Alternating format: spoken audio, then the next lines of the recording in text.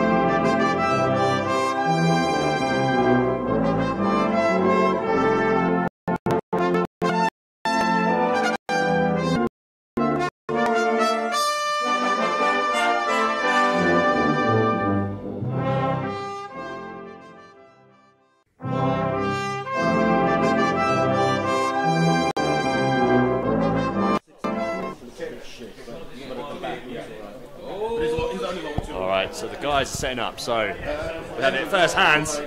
This guy with that 300k, they've gone for Setek, who's a strip ball special player. That's all I remember of him, or her, sorry. I'll check it out. I'll remember what they do. I'll go check it out in a second. Yeah, strength 4. Yeah, that's right, yeah.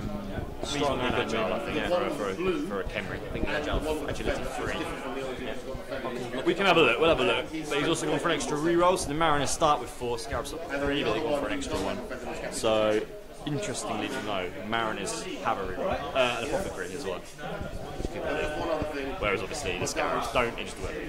Yeah, which is in some ways a lot better. If you can roll a 4+, that's for sure. It's Andrea's on the line. How you doing, Andrea? So we've got, so Matt's aware, we've got our live chat from the YouTube there. So Andrea's tuned in. Hope you're well from Italy, pal. Looks like this game's about to kick off. I'm going to go and grab the ball. So we've got a little bit of something to view where the ball is. You know, carry on. Okay. So they're just about to toss the coin to see who starts.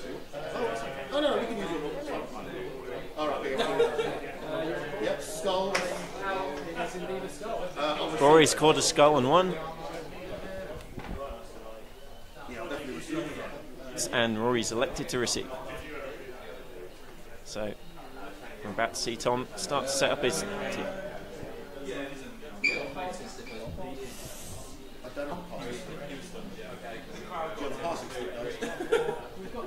I've got nothing. I've got nothing actually for that. I can fit it in my bag. That's what one of these boys do. Alright, I've actually got the trophy here. It's not bad. At least it looks like a blood bowl, so even engraved. So Rike won this last year with the Dogs. Almost flawlessly. 8 million won. Was it 12 games in a row? Yeah, Didn't even draw. yeah. The final did go to extra time. It did. It did. There was actually a moment where Paul nearly nicked it, actually. But yeah, Enrique was just supreme. I was going to a new home today. Watching that final was pretty much my first experience of Blood Bowl. Yeah, you were there, weren't you? Yeah, of course. What did you think of that one? Well, I had no idea what I was watching. It was very stressful. It was very dramatic. So, yeah. Well, someone's going to win this today, so good luck to all of them. Anyway, Yeah. right, we'll go back into this. It looks like they're setting up. Or have set up. Yeah, Tom set up his, I guess defence. Yeah, team well, now. I'll get the colours now, guys, so you know. And so now Rory's setting up his team. No guard, right? That's correct. Which guy's the tech? What is she? Banshee. Okay. So the figure just being manhandled by Tom there on the right is Satek, setting up obviously Tomb Guardians, the big guard Mighty Blow people. Two on the line of scrimmage and two just behind it. Yeah, just so that they can see it on the camera. Yeah, sorry, boys, I forgot one. So thrower just in front of Satek, and then skeleton lineman everywhere else with, I think, blitzers. Is it blitzers on? Where are your blitzers on the wing? With the start, guidance. Yeah, the blitzers are the far top and far bottom, with the big staff sticking up.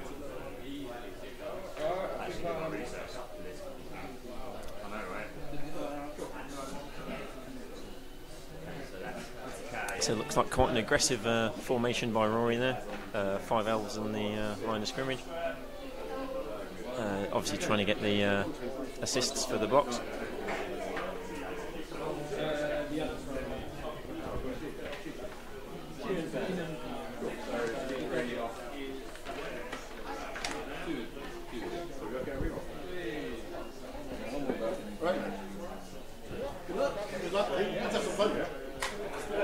And here they go.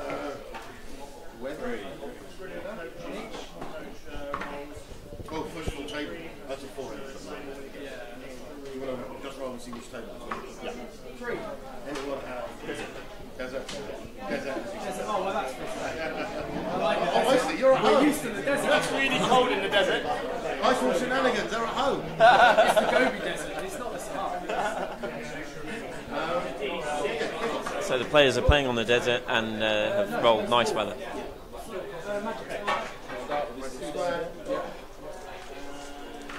So we've got a nice big ball counter to make it very easy for you guys.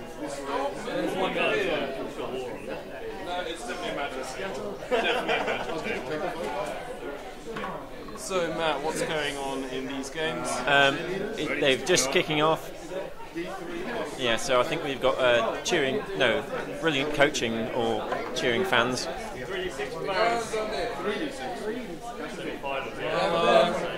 I'm not going to lie, Matt, I'm going to be pretty unashamedly biased here. I'm supporting the Scarabs and the Hermits. So, they're both the southern teams, which I'm unashamedly supporting as well. So, I just want to see some hot bone on frog action. Like, it's what you grow up dreaming of to see in the DBL final. I think ever since I was a little boy, I just remember thinking skeletons on frogs is the way forward.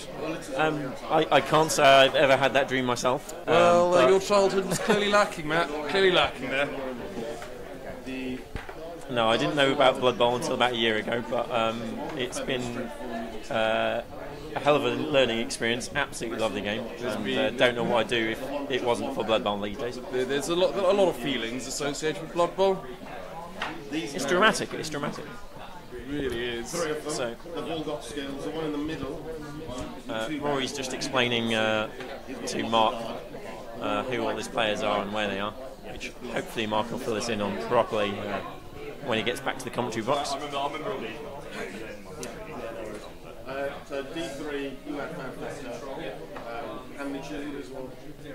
So Alex, how's your weekend been? What have you been up to? Oh, it's been. I stayed in Friday evening. It was a rare quiet one. Watched all of Blue Planet 2. Did a massive catch-up one, and then I went and played 8 hours of Dungeons and Dragons yesterday. It's been a super nerdy weekend. It's been fucking brilliant. And now I'm here commentating. I'm able to see if I can nip out the commentary box for a quick game. I've got my team on me, so very nice. We'll see what happens. The Hermits are using the Black Gobbo. Oh wow! We need to do a bit of research on that. That'll be my job. I'll do some research on it. I know he's got stab, but that's all I remember. Yeah. And for fans who may not be aware, the Black Gobbo is one of the 2 most recent special characters coming out in a White Dwarf maybe 6 months ago. It really wasn't very long. Yeah, it came out on something. Yours is the more empty one. So, Always the right answer, Alex. Always the right answer. so yeah, off the top of my head, the Black Gobbo is roughly 250. He's quite an expensive star player. He's got stat. He's 180. Well, I can't count for love nor money. But that's, of course, the rare thing about frogs. They are famed for their... Where did his price come from? Because originally, when he came out in the White Dwarf, he had no price because one team had to take They added a price somewhere. I'm just trying to think where. I'm one trying to work out where had it to is. take the Black Gobbo. Well, Because they were always seen together. I'm hearing rumours of an inquest in the background Stupid, crappy because And then, this sounds like Jerome has found star players from the ether. So, Yeah, they are now available separately, but I don't know. no, I believe you always wrote it into the I DBL. wrote them in as they are. Where's the base? Where the base is? No, it makes sense. No, no. There's no point having star players unless one player needs We made them available. Check the. I just didn't realise Slan could hire a goblin, but Black Gobbo, 180,000. oh, is it in your book? Yeah. Just we reworked up prices. It's because they're supposed to be for free. They're hired for free for both teams. So Mark's just found the Black Gobbo stats. Let's get... Okay, so he's movement 6, strength 2, agility 3, armor 8. He's a bombardier. He's got disturbing presence, which will affect himself. No, it won't affect himself. Dodge, loner, sidestep, sneaky git, stab, and stunty. And teams there, it doesn't seem to say Slan. Yeah, But Slan don't exist anymore. Ah, fair enough. So we've got a goblin and orcs, that's fine with me. No, you have And to it's a bit of random character, so. I still have no idea what star players the corn can take, but I'm going to have to learn that. I think There's no one written that there yet. was 3. I'm sure it'll be on. Oh God, what's the other? We should probably be paying attention to the game. We're really quite bad at this as commentators, getting distracted by our own things. Yep, so Rory has started hitting people on line of scrimmage. Tom is smiling smugly as only an 1,000-year-old corpse lord can. That's Ash, whatever he's called. 5, 6.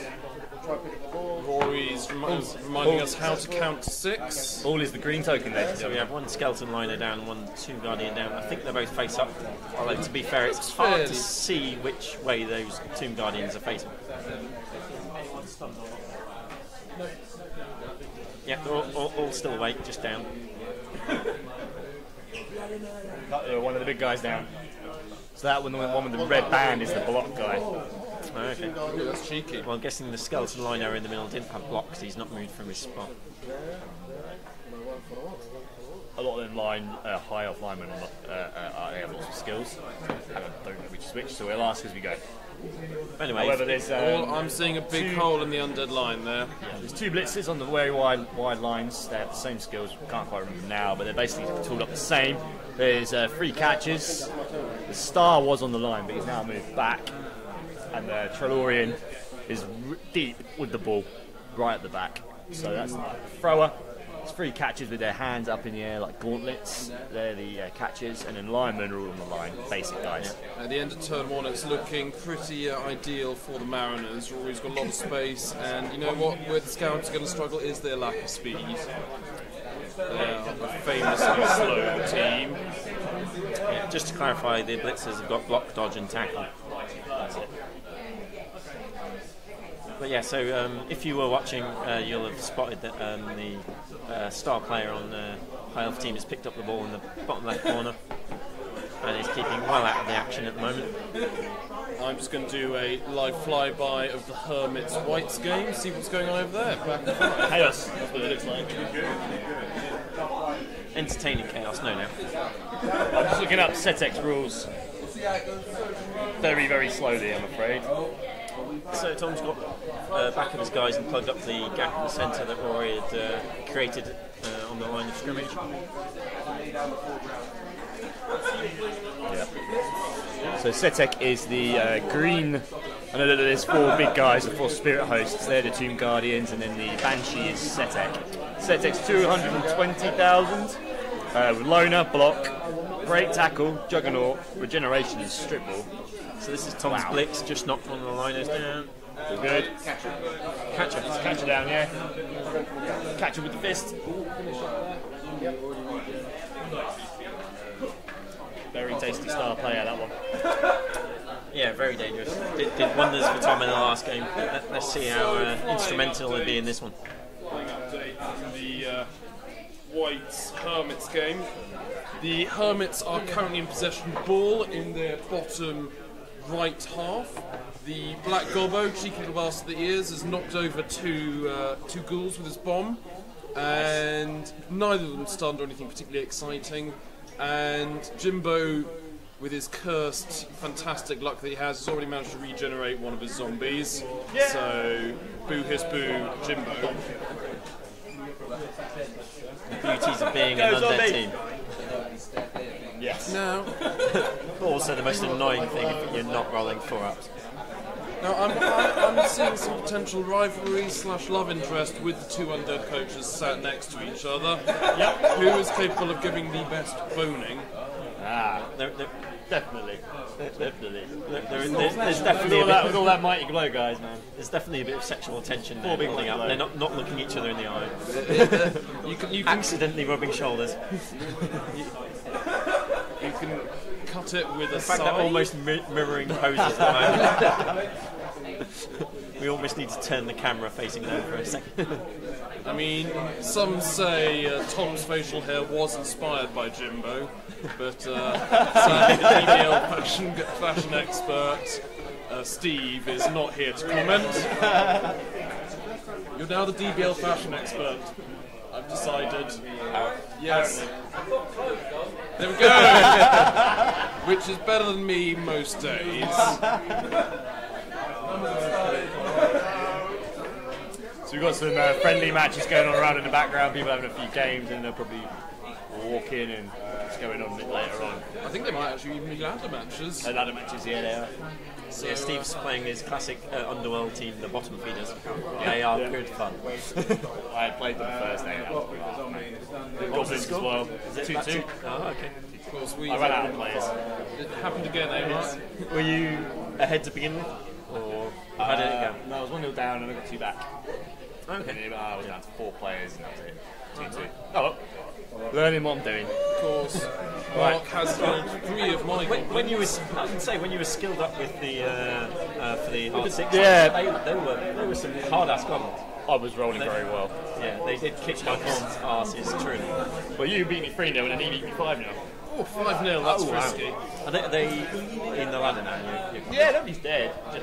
Well, you killed 3 of my bloody goblins. No, I've been smashing 210 of my team. I didn't have things to unmatched. I was down players after 4 turns. And if we go back to the game, we'll see that Rory Turn 2. has pushed the ball carrier into the middle, and it's looking pretty mad there. Is that a who's in the bottom of the Khemri half? Is that a Setek? That's Setek. Okay, yeah, so Setek's the Banshee. Setek playing sweeper here. So the Khemri do have some deep defense, And now, to be honest, the Mariners can do anything. They're not really looking like they're aiming for the quick score, which is like, I'm not sure. We've decided aiming to wrap him up as much as I can. He's got the numbers, he's got the strength, hopefully. But just their own. Try well. Dodge reroll. Is that a terrifying turnover? No. Elf rolled a 1 on the first attempt, but 2 on the second. So obviously moving down the left side. You've got to remember that the Mariners can score very quickly. They can indeed. So They're in no rush. it may not look like they're aiming out, but it might be about to happen next turn. So we have to wait and see.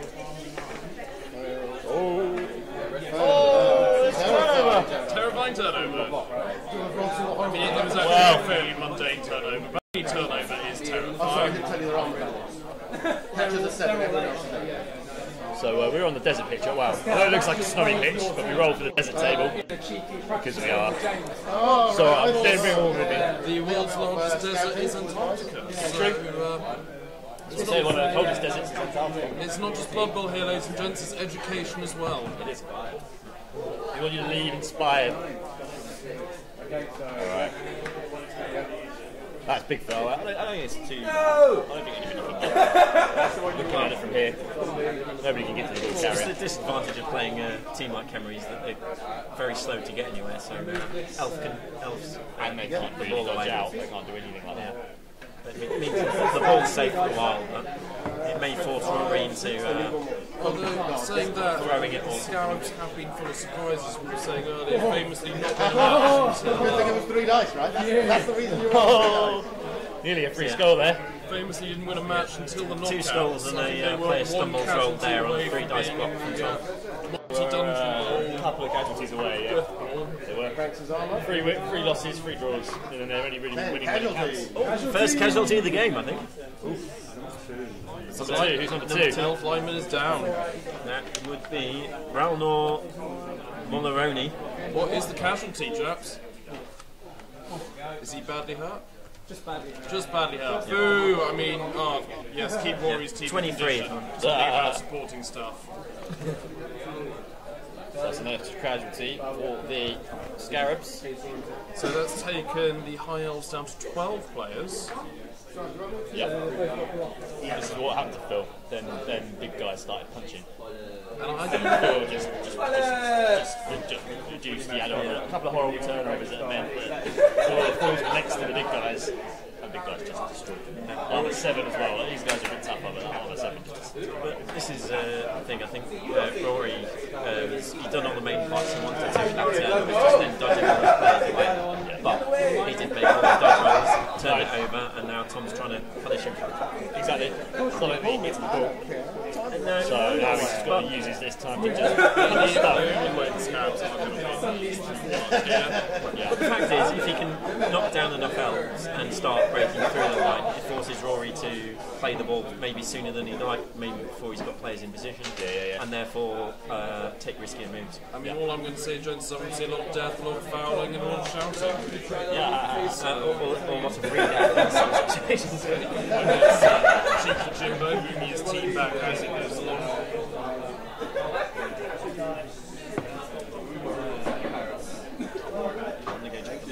We've lost the dice. We did try not to move the table because it's attached to the table rather than this table. We've lost a dice, but it's been found. And our roving reporter Matt has gone to inspect the Scarabs Hermits game. So Mark, if you were a gambling man, what do you think the scores are going to be for our two semi-finals? Jeez, man, I like to go bold. I think 2-2 penalties between Jerome and Jimbo. Because I'm seeing 3-1 there. I'm seeing 3-1 there. 3-1 to the Hermits. 3-1 to the Hermits. Potentially. Because, of course, if the Hermits win, I got knocked out by the Hermits, therefore logic dictates I come second. So, or third if they come second. well, you know what? The undead are too dead to actually pay attention to counting, so I'll take second. Yeah, stuff like that. So, I think, yeah, I don't know, 2-2. 2-2 penalties. 2-2 penalties. And in this one, oh man, I think it's going to be 1-0 to somebody. I'm seeing 2-1. 2-1. Probably to the Mariners. I think if the Mariners score, yeah, maybe they'll score more, but I think if the Scarabs can get a touchdown, I think they can deny it. The Mariners with Setek. Yeah. If they use Setek properly. So to our roving reporter, Matt, what's happening in the Scarabs Hermit? The Whites Hermits game?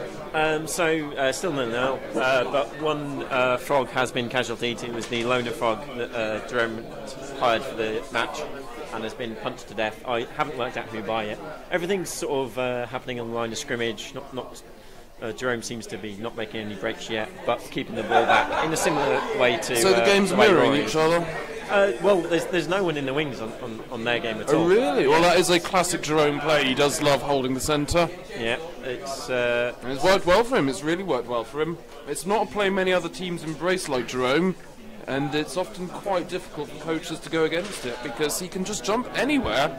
Yeah, that's the thing. He can always break the line from any point in the pitch if he uses leap skill well and manage to actually land. Well, of course, being Jerome, he will succeed in all of that. But yeah, no, I think both extremely exciting matches. All four very good coaches.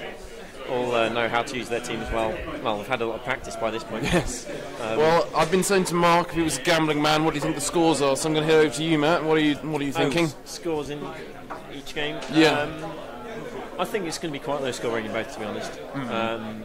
I think you can see some fairly cagey play because at this point no one really wants to lose. I don't think there's going to be outrageous risks early on, but I think it's going to really hinge on whether any team sort of starts heavily casualtying the other team and getting a distinctive player advantage. That's when the touchdowns will really and of course go. In that circumstance it does favour the Elves. Yeah. The Elves do have that innate speed, agility. If there's a big player difference, but I mean I think if anything Tom's going to be the one to cause a lot of casualties if he can keep in contact with the Elves in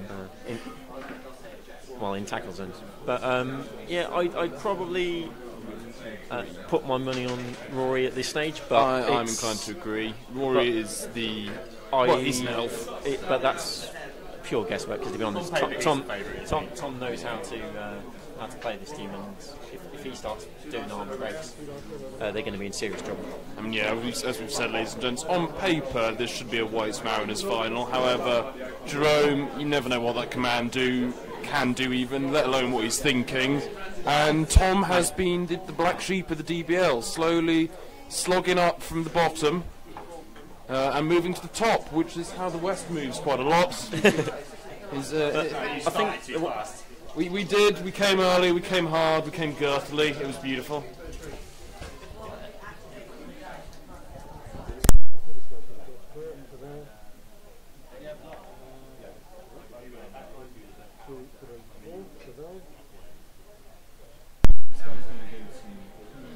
I'm gonna. If there's you two watching this one, I'm gonna watch that one for a bit, and I'll just come back to you guys in time. Alright. So Rory's going for a classic elf dodge. He's failed it. Hasn't failed that one though. There's some bold dodging there. It is bold, isn't it? I think you want to try and score here. Yeah, I'm seeing that as well. If not turn 3, then definitely turn 4. Yep. He's going for a deep overwhelm there. He's got 2 players who can totally score. Tom can mark both of them quite easily, though. I was going to see, I think we've got extra rerolls here. Oh, you got extra reroll? You got 5.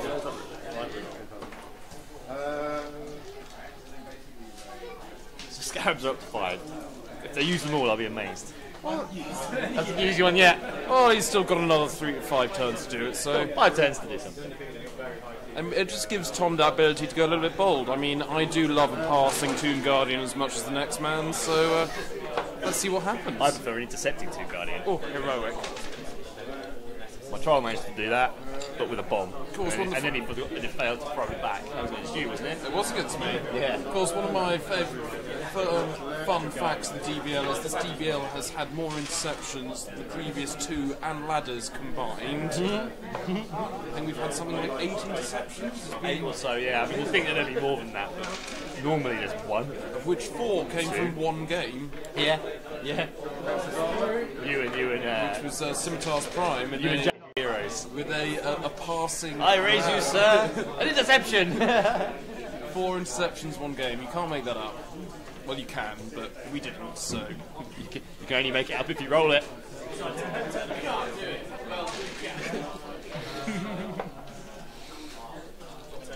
You're getting quite an audience here now.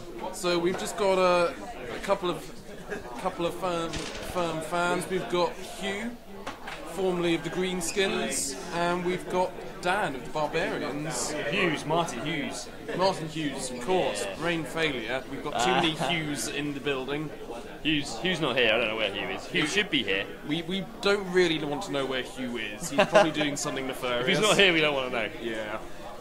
Andrea's watching on the chat. Hello, Italy. Yeah.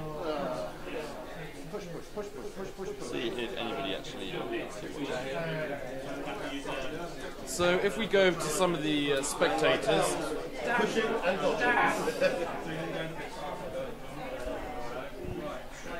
So, ladies and gents, we've got Dan Harrington, formerly of the Barbarians. He's going to tell you a wee bit about himself and what he thinks is going to happen in the matches. Dan, over to you. Welcome to the commentary box. Blood Bowl indeed. So, Dan, tell us about your DBL journey. Pretty diabolical and pathetic, but it was a learning experience. And that is what we all aim for. Yeah, it was, yeah. Baptism by fire, where I eventually came slightly good and was knocked out by little. I mean, that as game, we all are at some point in our lives. That game was horrible to watch. I seem to recall Steve was playing a rare double cage. I think it was double, possibly triple cage. Yeah. That he wasn't double rubbered, he was triple rubbered. No one was getting through that. No, nothing. Yeah, I tried and tried. I hammered him as hard as I could, and he just splashed against the wall. Well, when you're trying to do it with reptiles, you've got to penetrate a lot of scales. And you've got to have a lot of thrust behind you. They're cold motherfuckers. They really are. So, of course, anyone listening, we are not advocating bestiality. We are purely talking about Dan's tactics in the match. Wait, what? Oh, yeah. So, onto less frisky matters. I see Mark's gotten quite excited. He's holding his iPad over his trousers. Onto the Scarabs Mariners game. So, what do you think is going to happen with this one, Dan? I suspect that Rory is going to take the whole thing, so I'm expecting actually quite a big win here for the Mariners. Big win, okay, because we've heard 2-1, 1-0 in the commentary box. I think I'm going to go for 3-1. That is a terrifying turnover. Terrifying turnover. Double skull, double skull. That is big news. It looks like the Mariners are going to score this turn. We are. Reroll down. I'm doubling down on my 3-1 prediction now. 3-1 prediction. And back to the Hermits game. What do you think is going to happen in that one? That one's way too difficult to predict. I like Jim. I think he's a good player, but do you owe Jim money by the wavering tone of voice there? No. Please don't break my legs, Jim. I rate Jim. However, the Hermits have done some amazing stuff so far. I've not seen them play as well, so I really can't. It's going to be funny. This game's going to be funny. In the second half, see what the hell's happening. Yeah. There is madness afoot. It could be a Mariners versus Hermits final. Could be hilarious. I mean, I'm still hoping Hermit Scarabs, just because that would be legendary. Yeah. Two teams who flirted so closely with the multi-ball knockout into the final. I mean, it's quite an interesting one because going back to the DBL ladder, or rather the DBL 17 ladder, we've got teams position 31 and 28 against team 2 and team, I think the Whites was 7th. So we've got real high teams mixed in with, on paper, some real low teams that have just really pulled it out of the bags in the knockout matches. I've heard that the High Elves are on very high TV. Oh, the High Elves TV is something mad, like 1770. 1740, everybody else is 1440. Oh my god! And for those who work in 1450 and the Hermits are there. With 13 players. For the particular grognards amongst you who still work in Spike magazine ratings, that's a team value of 177. So that's a pretty impressive rating there. He's got 17 completions on his throw. Although, to put it in context, the Reichland Reavers do famously have a team value of 354, so I'm always not quite on those hallowed grounds yet. That's ridiculously hard. However, it's a nice team as well. He's got something for. He's got an answer for everything in this team, I think. And that's how Rory plays. He plays very mathematically, but you know what? He's a really decent bloke to play against. You never feel like you're playing chess ball. Every now and then you will see a rogue play, and it's rewarding for it.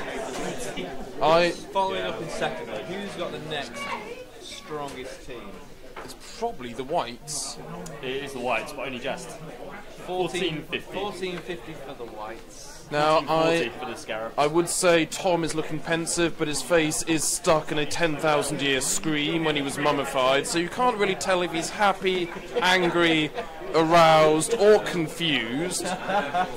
Maybe a combination of all of the above. Always aroused when you're around. Well, it's all got very hot in here. It's a warm January, ladies and gentlemen. It's warm in here. So what's with the ice water there, Alex? I might have had one too many shandies last evening. Comes the pass, guys. Steady on. Less about shandies, more about Blood Bowl. There's an interception in here. Interception, please. Safe throw. Oh! Agility roll. Agility roll. No plus. So 3 up. I get to re-roll it. Fail. I mean, not that we're biased in the commentary box whatsoever. An amazing save play. Those weren't actually boos, they were a small flock of sheep passing through.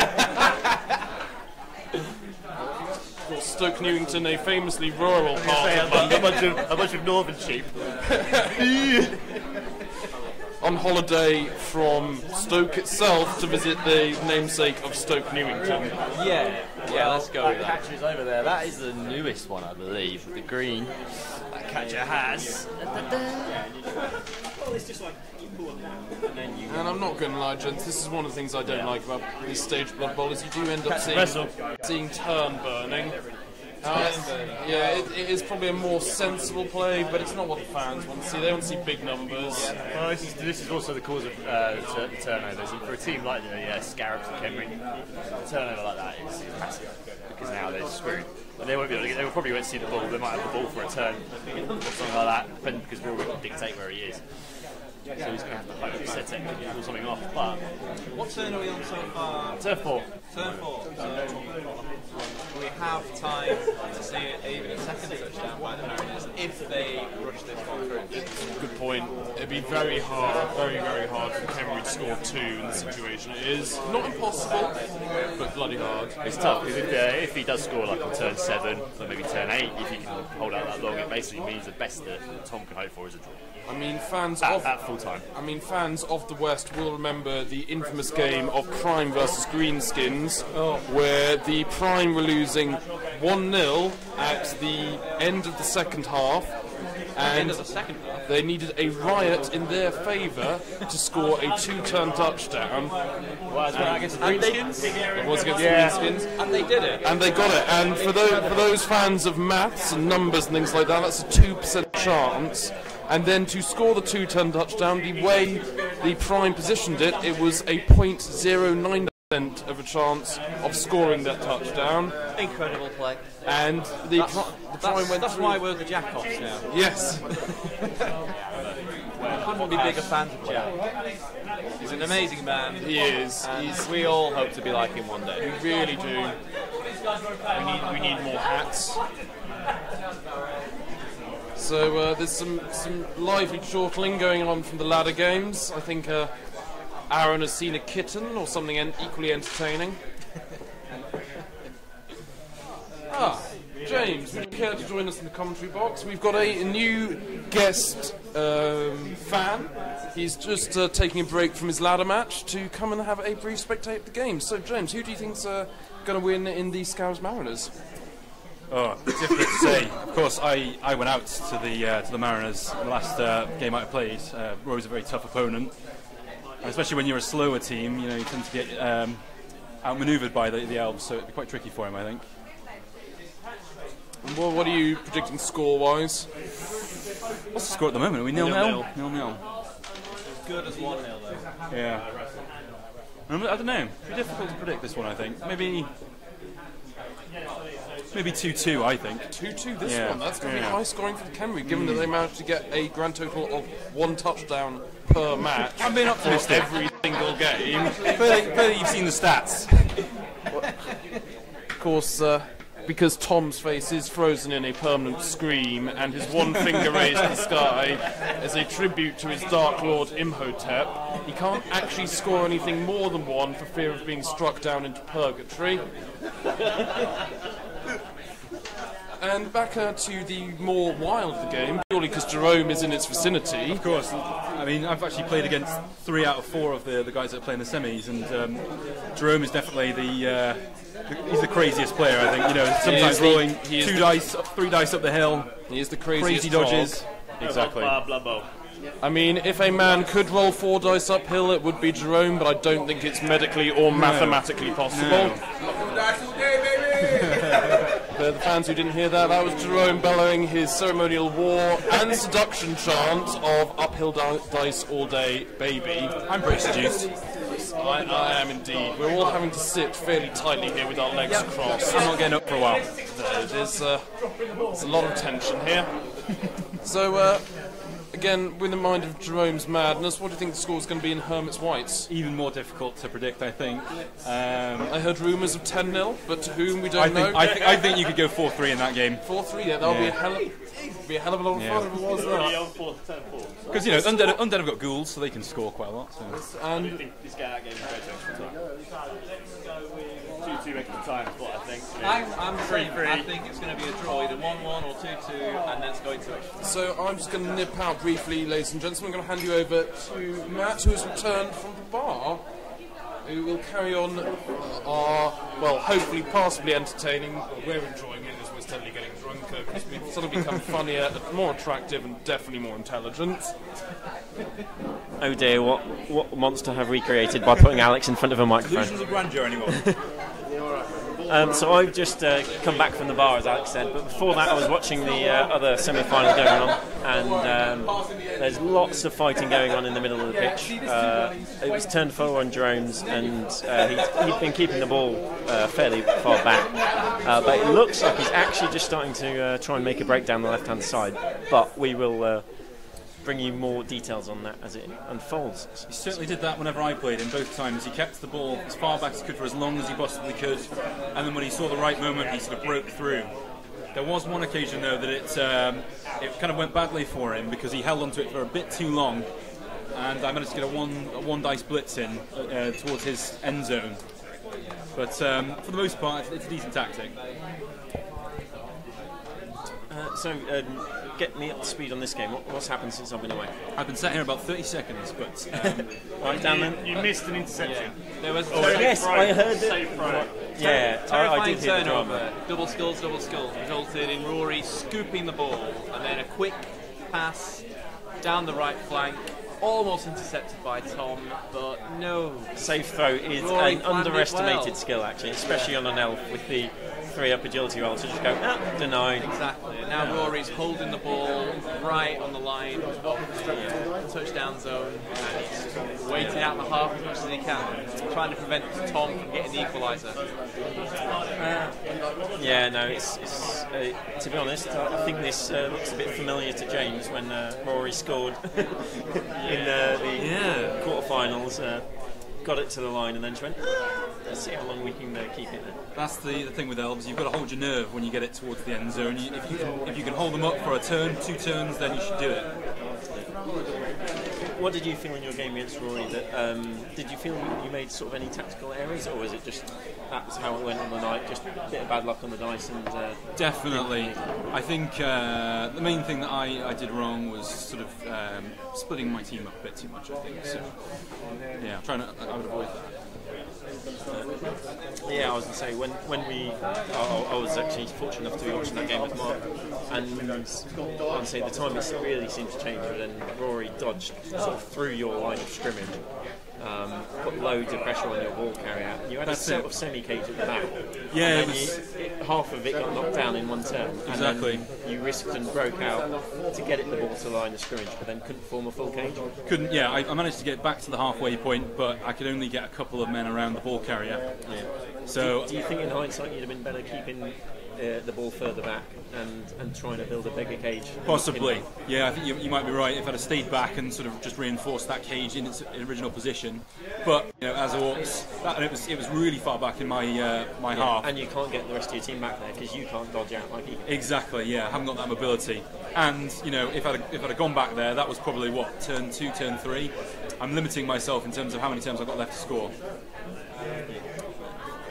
Fair enough. Right, so at the moment we are on turn 5. Rory is doing his best to knock down as many scarabs as he can and get as many of his players into useful positions, because Tom just can't dodge out.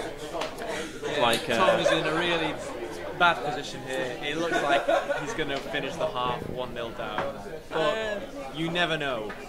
Well, he could come through. So Tom did kick off, which means that if he can force Rory to score soon, then he can have at least 3 turns. Unfortunately, Rory's in a very good position here. He's got a nice screen around that ball. He's right in the corner.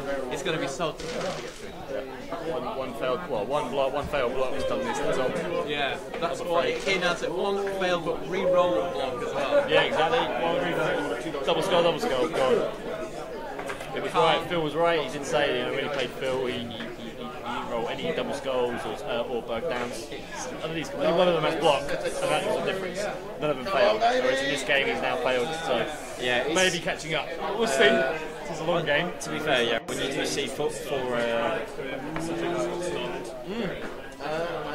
Tomb Guardians, 3 with guard, I did feel that another one should have maybe had block, but. Oh no, hang on, block's a double skill. Can they take the big guys, yeah? Yeah, so that's one. Okay.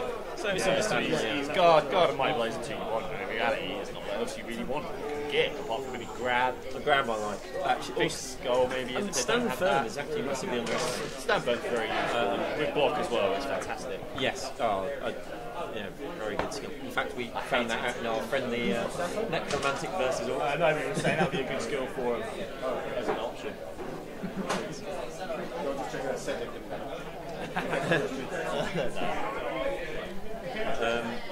Rory, ever the professional, doing research even during the game for that opponent there. I like it. No, I think he's done a very good effort. I mean, this is one thing, is once the Elders have got the ball through, they can take a lot more risks trying to dodge their players through the screen, or through the Khemri team, to then create a screen, because just knowing the Khemri have to punch a hole and can't dodge it, it makes it so much harder for the Team Guardians to get back. Yeah. And I mean, those playoff catchers are absolute pain in the arses to try and track down. So they can move so quick and not as good as Union Elf ones, but they are pretty good. Yeah, well, once they're skilled up though, and it's, like these ones are. These ones are pretty dangerous. Well, the one on the ball is the green band, which is I had it a minute ago. Catch and wrestle. Yeah. Catch and wrestle on the ball. Yeah. But also an elf, so. And an elf. It makes them better, obviously. It's just like, don't need the dodge skill. The only thing that makes the Union Elf ones better is nerves still. By the way, I think she may have poured the beers into the wrong glasses, because so I don't actually know which one. So one's an IPA and one's a fairly tasty lager, but mine was meant to be Goose Island, but that looks more like a lager, so I'm really confused. I've been drinking it. I'm not all. They're both are good drinks. I've had them both before. Yeah, that's a hot house. Okay. Oh, that's sorry. There was no. No, sorry, there wasn't. Yeah, that's the toasted lager. I think that is. It all goes the same way, mate. It all goes the same way. Yeah, we're that far into our beers already, we cannot tell the difference between an IPA and a lager. Nope. It bodes well for our commentary skills as we go in. Alright, so there's a blitz from the Scarabs. Probably the most Gonna important go. part of the turn. One dice blitz, re-rolled. So Tom is now down to 4 re-rolls. No, hang on. Oh, did he get one re-roll? You had to use a re-roll. You got a new re-roll. Yeah, got a new re-roll. Down And to 3 now. So he's had to use one for that double skull, another double skull, 4 skulls. Now he's another one on the 1 dicer. So, flying update for the Hermits game. The Frogs have currently got the ball in a half cage on the flank, down in the top left corner, which is in the Whites half. And they're looking fairly certain to score a turn 5 touchdown. Exciting stuff on the other pitch then.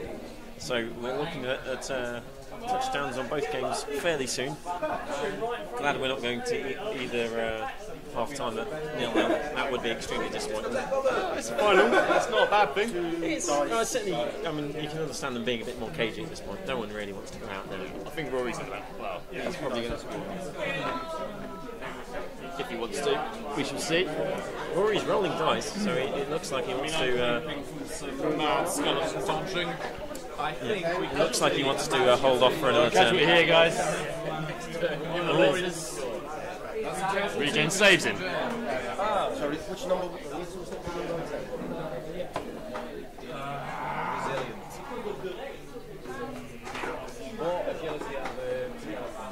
So that was Conan O'Dyan. Oh no, sorry, hang on. I've lost my sheet. Which is, yeah, the skeleton's agility 2, we're just saying, which is distinctly less than the agility 4 of the elves. Yeah. So, yeah, that's the thing. And the arch scrivener Matt has been rummaging through the files. Tomes of the DBL. Rory's setting up his cage. Oh, so Rory's further reinforced his position there. No chance of the skeleton dodge blitz now. It's a 6, 5 up, 4 up, 1 dice blitz. I would 100% go for it. So would That's why I was knocked out in the round of 32. Likewise. But you know what? What would Jerome do? Yeah, he would probably try something crazy. Mark, can you go do a flying interview with Jerome? Even the big guys are going down here. This is getting pretty. It's a tense moment in both games. There's something potentially on the cusp for both matches. It's brutal watching this. Rory is just tearing skeletons like a fat man eating a pile of ribs. He's brutal. In all forms of life. I mean, the one advantage here with the high elves being able to, their extra agility is they're able to get so many more players into decent blocking positions at this point for the screen, and it means Rory's actually getting a chance to hit the Kemmery a lot more than he normally would try to do, just to take the ball, but it's paid off. He got a casualty, means a player off the pitch temporarily, but Regen saved him. It's probably a bad idea, but if I was Tom now, my priority would just be trying to injure players. I would not be trying to stop that score, because I would give up on that. Potentially I can remove some people. It is turn 6 now, so he's got to think he can't probably score this. Yeah, if he can't return the score, there's no point in forcing it early. You may as well. We may have missed something in the commentary. There's a strength 4 catcher from Mariners. Yes. The guy who knocked down that big guy. I don't know if you can say that, but that's how he went down. I was wondering how he did it. Strength 4 lineman. That came up really handy in his game against James as well in the quarter-final to win that match. Strength 4 lineman on an elf is pretty. Strength 4 catcher, is it? Ah, okay. Oh, excellent. But yeah. He's also a movement bust, so he's only moving 7. Yeah, well, to be fair though, moving 7 on the strength 4 player is still pretty tasty. Yeah, and if he's still got his AG4, it's dangerous.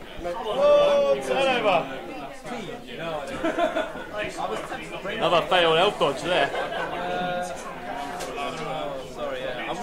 So it's not going all completely Rory's way at the moment. That's 2 failed elf dodges.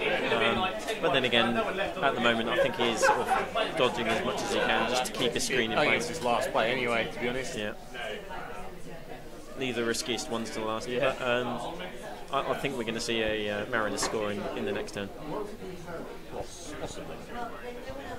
I think it's going to be a turn 8 score for the Mariners. I think they're going to hold it off the whole half, probably.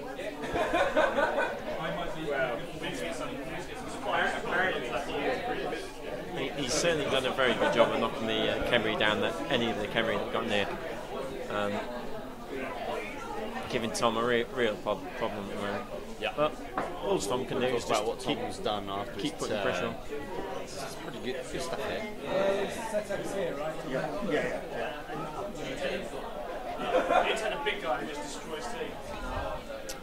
So Alex is just coming back to the table. Has he got a update for us on the other semi-final? No, obviously how the other games are going. Okay, well give us an update on those then. Well, in the friendly match of the Onions versus the Bad Smell? Bottom feeders. Bottom Feeders, that's it. Bad Smell's the troll. Bad Smell is the troll. Bum smell, actually. Bum Smell. I've fought him twice, I know him well. Woo! Bum Smell! Yeah, they are. Both teams are stuck in one quarter of the pitch. Stop score. The dice are not with Tom today. Not at the moment. There's another reroll gone. And in the other friendly match? 2 Duxie. Okay. I'm It's a told, stealth match. I'm told it's goblins versus orcs, but I couldn't tell you. Did they look like they were having fun? I mean, it's Aaron, and Aaron's always having fun when he's swearing, so there's that. And Chris is just being jolly because he's Chris, so that's that. Very nice. So yeah, Tom's had to use another reroll on the block there. Unfortunately, he did have 5 of the buggers, so Yeah, he's now starting to put quite a bit of pressure on the elf screen. is it going to be a case And of here comes the too late? blitz.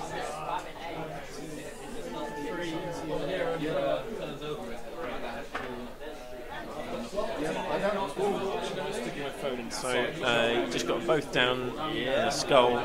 Fortunately, the throw didn't have block, and he's down. No break armor.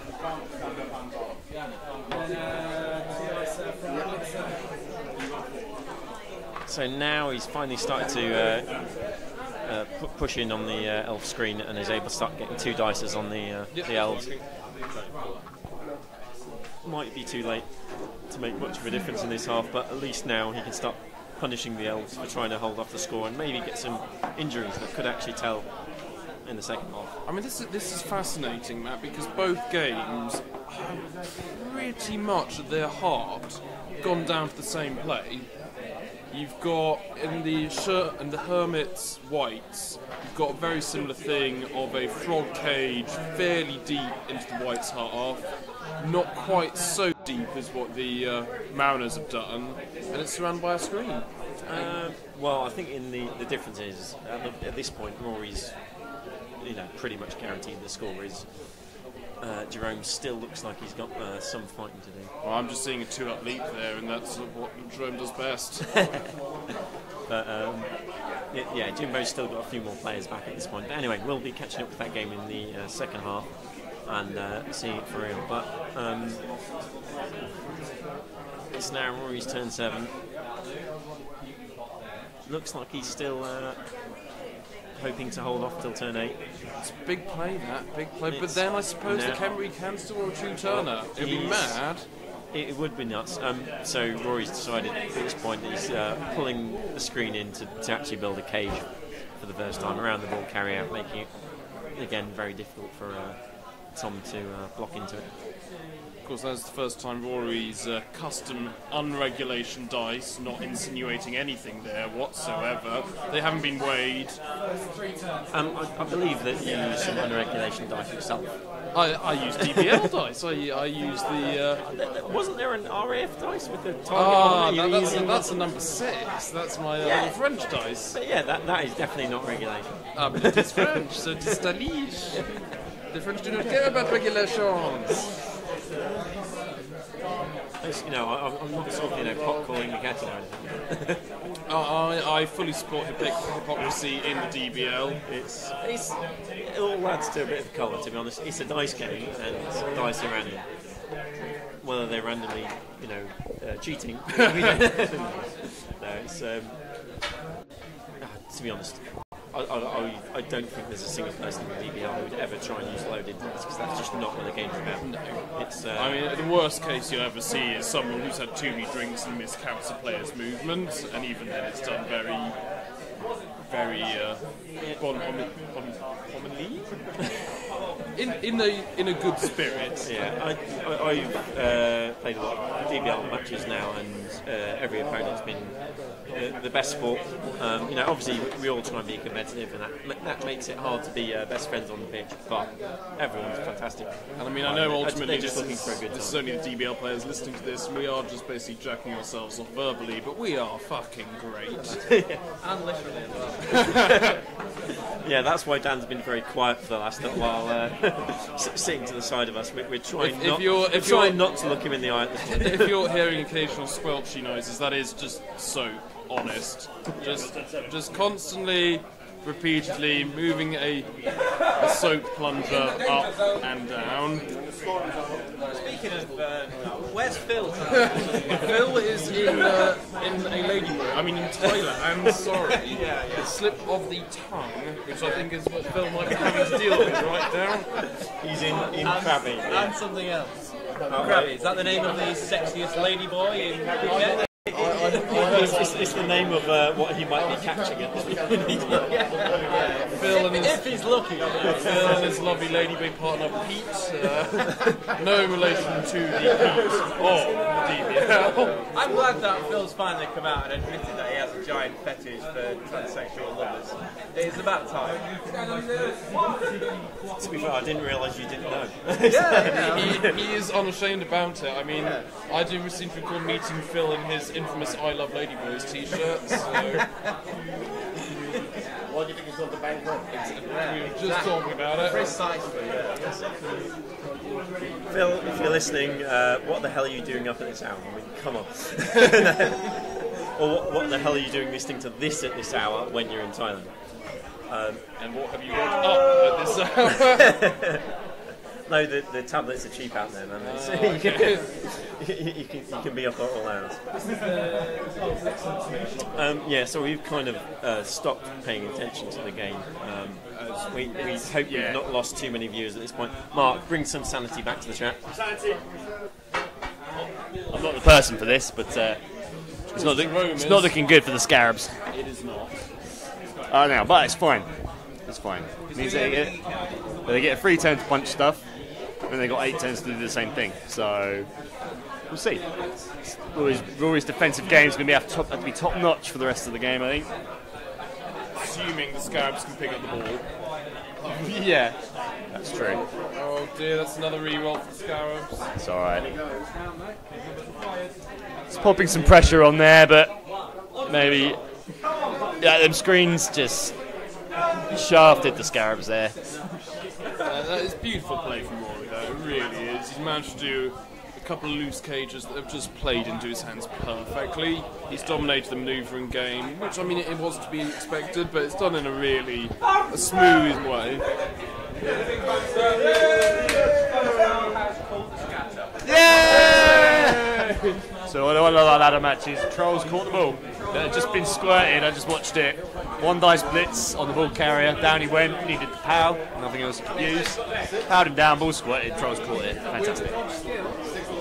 Here we go. Believe! Rerolls bird, down he goes.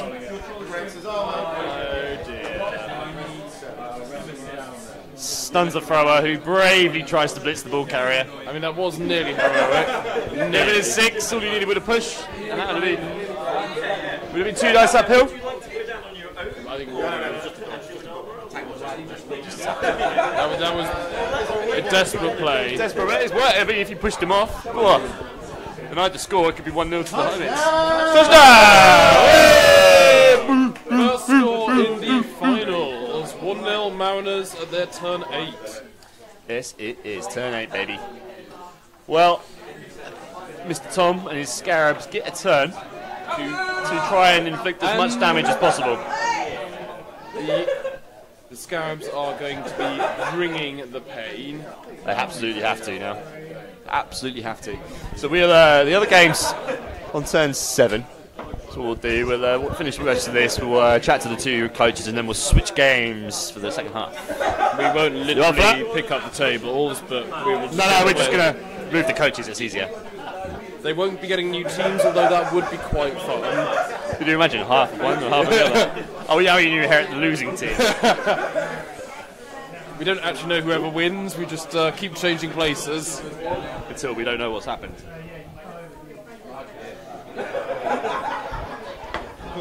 Well, Rory's doing the sensible thing. 3 sacrificial lambs on the line. I'm seeing some unholy fouling. Well, there's no bribes. You never know. Tom might roll one. Tom's got a lot of numbers on him. I'm predicting 3 dice hits on 3 dice blocks on every single one of their elves. It's going to be brutal, and I would not be surprised if not 1, maybe 2 were in the knockout box at the very least.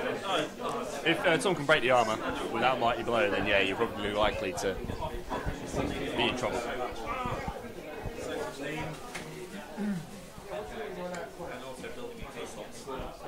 What are you predicting then? Is Tom going to do some dirty fouling? I reckon 3 dice uphill on every single one, and he's got spare guys, spare skellybobs. 3 spare skeletons. But is it worth it on alignment? I think it depends on what line you've got. Yeah. So what have you got on the line there, Rory? Dodge, the one on the left. Yep. Agility but's the one in the middle. Vanilla, the one on the right. Okay, so worth a try, yeah. We'll see though. We'll see. Tom fancies it. He may not fancy it. You may not. He may want to reserve his place. Cheeky pass there for some star player point farming. Yep. 7-4. So Peter Petka, sort of Scarab's player, star player, isn't the star player, their own Anyone player. know what 9 on the kickoff table is? Quick snap. Quick snap. You know what you're playing. For the Scarabs, Doesn't really affect the play too much. it means nothing in this case. Yeah, cheeky farm away.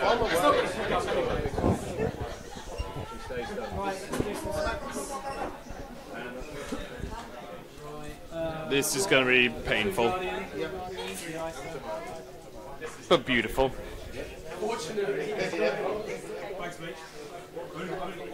So, first one down. Not through the armour. Oof. So I've got a quick update on the other semi-final. So Jerome didn't manage. Well, he's deep in the Whites half, but didn't manage quite to form a full cage. Jimbo managed to blitz into the cage from the undefended quarter, but they only got the push. Well, not sadly, but I'm actually rooting for Jerome as he's a southerner. But Jerome managed to get deep inside Rory's left, couldn't quite get the score. no, Rory's playing in the other game. It was Jimbo that he was deep inside. But yeah, so this score is still on for the slam, but it's going to be a close one. He's got 2 turns left and a lot of ghouls to get through still. Is Jerome going to see satisfaction? Oh no. Too early to tell. Jimbo's making him wait. Yeah. Expect nothing less, to be fair. Foul.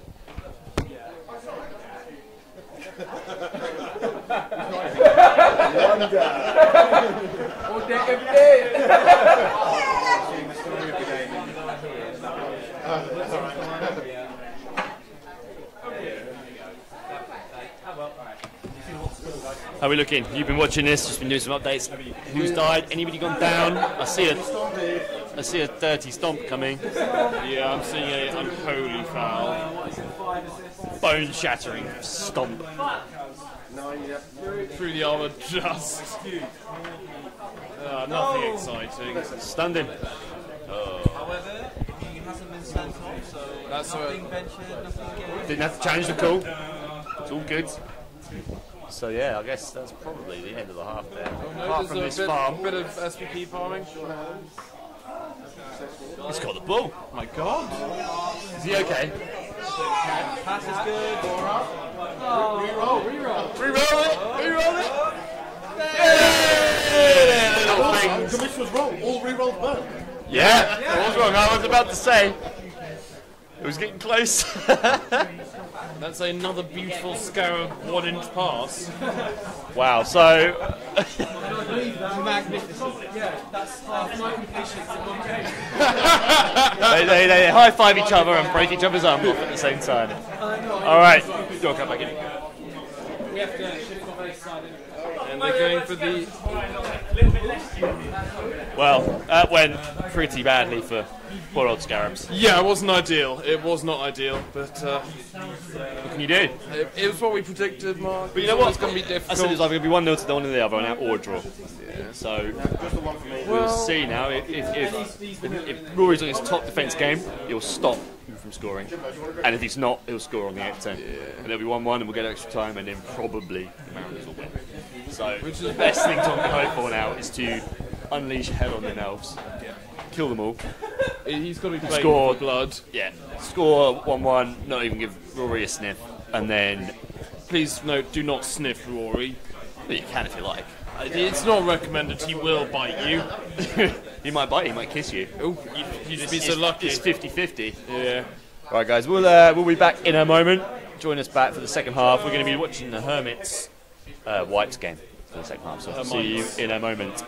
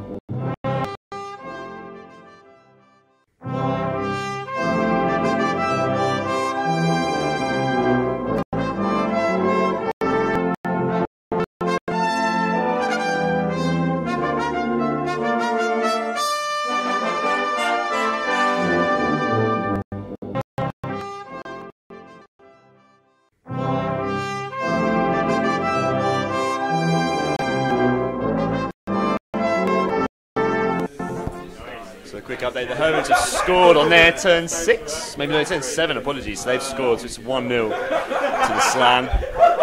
Whites had 2 scores to equalise. So yeah, two teams 1-0 up, which is good. Right, we'll go back to our half-time break. We'll be back.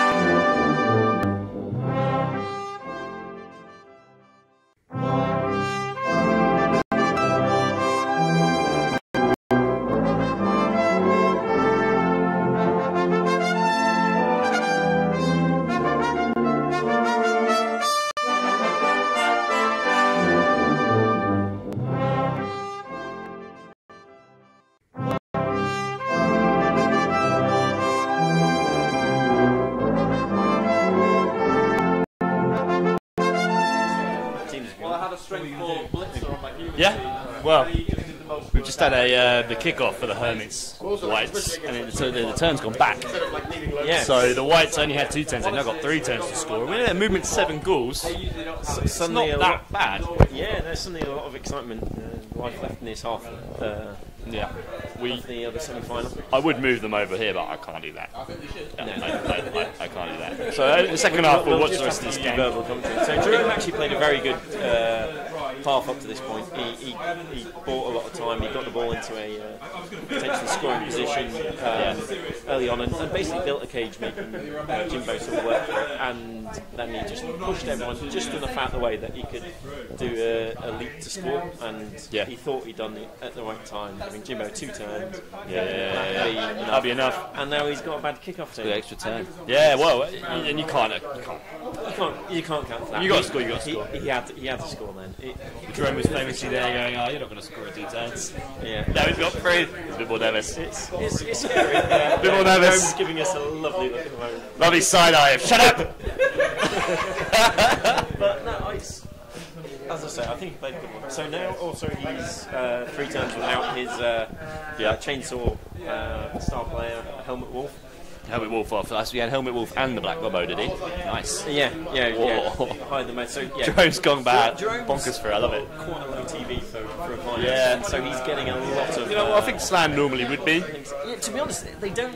To be a good team, they don't need a high TV. So he's not been buying loads of extra players. I'm not sure if he's had the money, to be honest. But he's not been buying lots of extra players, and as such, he's just been able to introduce. Well, he got 1 win, one win, 1 draw, 4 losses, I think, in the league. I mean, he's won everything since then. So it's a bit like Tom. So they both had a really tough division. It was, to be honest. I mean, that group was it was Enrique and / Colin, who were running the Nivelingos, who were last year's champions in there, and then it had James, who was the Southern champion as well. He finished first and beat you. Yeah, James is such a hard opponent to face with those Orcs, and so I mean, for these 2 guys to get this far with their teams after basically getting beaten by Orcs. And Orcs, actually, well, I mean, it depends whether you get any deaths and things, but they're a hard team to. I think Jerome's result. He had 2 fantastic games. The first one against the Inter Yaman, Aaron's team. Aaron's here today as well. Beating them 1-0 against all odds. It was just an incredible 2 turns of pitch clearing for all the Dark Elves. In the end, there was 2 Dark Elves left, and they couldn't score. And no matter what he did, he just defended his life for his life. And I mean, Aaron robbed really badly in that game. To be fair, Aaron was incredible in form. He should have probably beaten. Could have beaten Rory for the Northern title. He won his division, and then he just came up against Jerome and collapsed. Yeah, I mean, he had the highest SPP'd and TV team in the league at that point. Yeah. He had an extremely good team, but if you roll the right dice against him, the team can't play with no players. No. So he just done it. He just smashed through, and he beat Alex through just the luck was madness. I mean, it was madness. It was a complete pitch clear. Alex, no matter what Alex could do, Jerome just destroyed his players. Completely killed his team. If you can roll good on armor breaks, it really makes a huge difference in the game. And I know that Alex had some really bad luck as well along the way.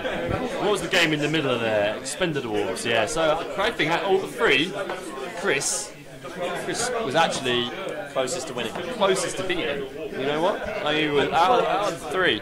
Because he nearly scored. Dwarves have got a good set of skills against the. And they really tanked him out. I think Chris just couldn't quite put it over the line. It's very hard. The low movement, it takes dwarves a long time to score. Well, there's that. And then if they can't pick up the ball when it does go loose. That's what teams can't do. But anyways, we'll have to see. Should we chat to one of the other semi-finalists there on their half-time break? Straight to Rory. We'll grab him. Rory, do you want a bit of an interview? Half-time interview. You don't have a choice. You don't have to.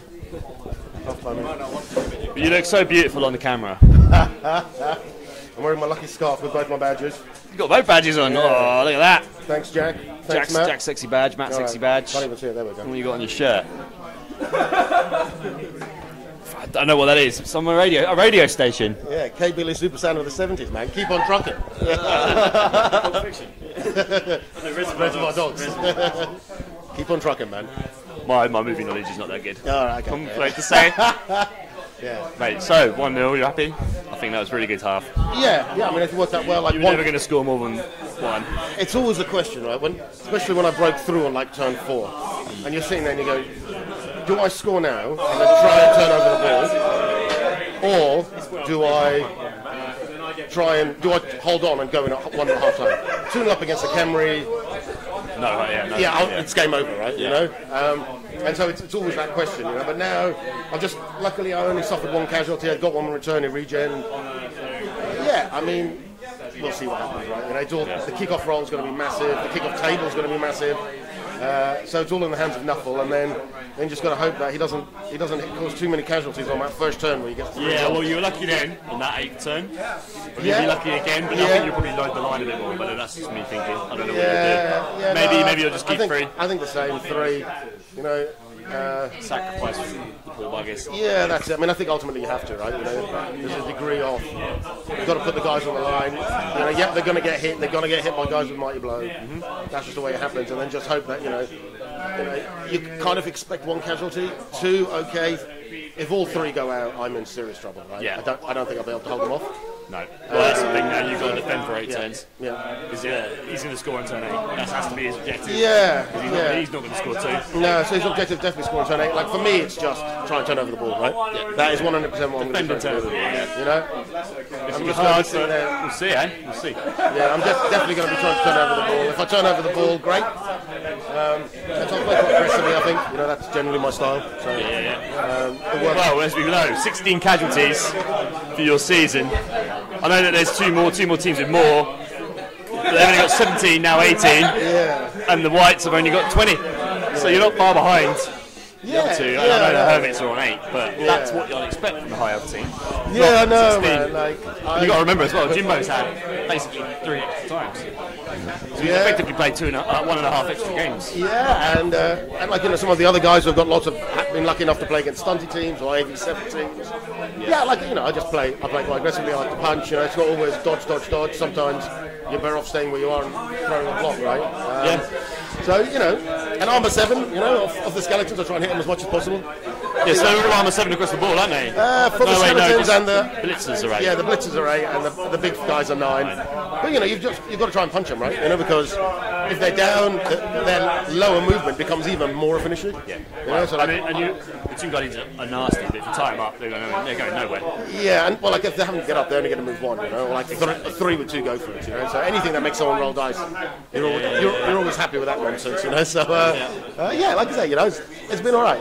Like I said, I got lucky. There was 2. We were talking about it just now. Me and Tom. We've had a couple of turnovers each. Both had 1 terrifying one. Yes. I got lucky on mine. In that he didn't cause much damage. He got unlucky on his, in that I was able to scamper around the side without too many guys back. And then the other 2 were kind of like last block or last dodge, which matter less generally. So it was one massive one, which allowed you to, because he would have brought all his guys back and started tying players up. He had 1 massive turnover, and that was it. You were gone. And it was just screening from the north. Yeah, that's it. You were just keeping the ball safe. But like I say, no chance. I just got lucky on mine because I had a turnover which gave him a shot at the ball. And he on his first block, he only got a push. If he knocked the guy over, it would have been a clear run. Got a 1 dicer. So it's literally. It was just a squeaky one moment in the end. If you rolled a 6, it would have been 2 uphill. You pick. It could have been anything. It could have been ball in the crowd. It could have been over. I mean, you would have scored from it, but it would have denied you the score. Potentially. It was squeaky bum time. I like that. Good play from him to get that point, though. To be fair. And to be fair, I've played against guys who do that. They go for a 6, they nail it, and then serve I thought you'd score turn 7. Actually, I thought it was a mistake slightly. I thought if you scored turn 7, you would have denied yourself that pain. I mean, your guys on the line would have taken 2 hits, but the rest of your team would have been safe. Yeah, I really thought. I couldn't score in 2. I thought about scoring turn 6. I thought about scoring turn 7. It's just. In my personal opinion, turn 7 was the time. I thought that was the time. But turn 8, fair play. You always worry, right? You always worry. Like I say, it's that kickoff roll. You never know what's going to happen at the kickoff table. I had a game against as we just found out. As we just found out. Well, you think, Jack got through with the riot, when he'd given up the ghost. Yeah. And he got through against Martin, exactly prime same way. Against the Greenskins, exactly the same thing. He nearly did it to Jimbo. Yeah, exactly. And I've had it my game against Jimbo earlier in the season. I got lucky with the kickoff, and it landed in my catcher's arms. I was able to score. So you just never know. You just never know in Blood Bowl. So So the best way to do it is to give yourself as much time as possible, take as long as possible, and it's always the question. I think you need to go turn 4 or turn 8 if you're a fast team. Like at turn 5, turn 6, the chance of you turning over and scoring are very unlikely. Yeah. Yeah, that's it. That's my Beautiful, half. man. Well, we won't be watching the rest of the game, but we'll be updating the Yeah. guys. We're going to swatch over, but what do you reckon of the other game? Yeah, it looks interesting, right? Jerome did well to score. Like, I think Jimbo had a few. He lost the ball. Yeah, Jimbo had a few good dice there. You know, managed to pop the ball, but he was also a little bit unlucky at times. You know, Jerome's WWJD, man. Gotta love it. Gotta love it, man. You know, what would Jerome do? But he's boldly said Jimbo's not going to score, but he's now got 3 turns. Yeah. We'll have a look at where the ball is in a minute, but it's tough, man. looking It looks- really tight. It looks within scoring zone. It looks tough, man. And like, you know, that's it. That's exactly it. Kick-off table is completely out of your hands, and it can completely fuck you. Yeah, to be fair, if it was turn 7, Jimbo would now have 2 turns. So scoring on the 7th turn for Jerome. He would have had to score this turn, right? But then, again, he also got a good kick-off roll. You know, it went straight to the right to the touchline. He only had 2 turns, now he's got 3. So Yeah. 2 turns is even more. Women's 7 is absolutely not too bad. Yeah. And if you can knock a hole through. And also, like I say, you know, kick-off table, scattered the ball, it scattered off the pitch, got a touchback. You can give it to your guy who's right at the front. It makes a huge difference, you know. Like I say, 3 turns it is because the problem with Undead is they're all different movements. Yeah. So the ghouls will piss off down the line, but the rest of them are like, where am I? Yeah, so it means that he can actually move down a bit slower and probably scores. We'll have to see. yeah, I know, but that's it. You know, it's like you say, you can't take your eyes off it at the minute. You know, so No. I've heard the Black Gobbo's been having a game and a half. Chucking balls left, right, and centre. Legend. Yeah, absolute legend. You know, so we look forward to the second half. See what happens. Yeah, well, we'll go back to a break, let you get on, and we'll be back in a moment. See you in a bit, mate.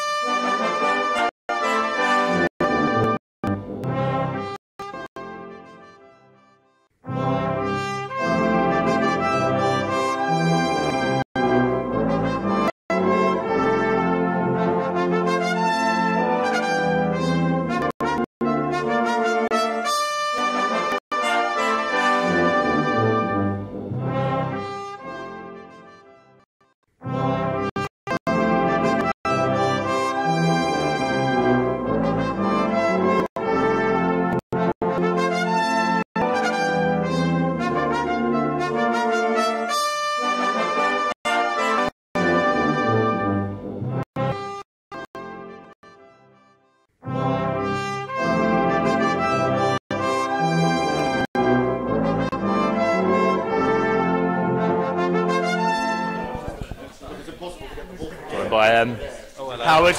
Hello. Hello. Sexy southern chap. How you doing, mate? Yeah, I'm good. How are you? It's been a while since I've seen you, man. Oh, it's been a while. Been busy. How are the Raiders doing in the end in the NFL? Brilliantly. Brilliantly. Oh, no. Probably did better than his 49ers. To be fair. Yeah, well, yeah, it's not hard though, is it? We won some games this year. We won 5 games. Progression. We won 6 good. games. 5 in a row in December. You almost did exactly the same as the Raiders. Started weak, ended strong. You did the opposite. Absolutely sure. I tell you what, I was watching biggest fights in NFL this year, and The one with the... Yeah. He took his helmet off, started swinging at someone. No, because he stole his chain. Yeah. But he's done that, like, in the last 3 games. He's delivered the guy that they're fighting. Oatman or something like that. It's receiver. But the receiver, the Raiders receiver, has had his chain stolen by that same cornerback for the last 3 games. I think he's just like, I've had it. Fuck off! This chain's more than worth. I know. This chain's worth more than 20 grand of a chain. Yeah. Oh, it's fucking hilarious. So, mate, you haven't seen all this nonsense that we've set up. What do you make of it? It's pretty impressive. It's very impressive.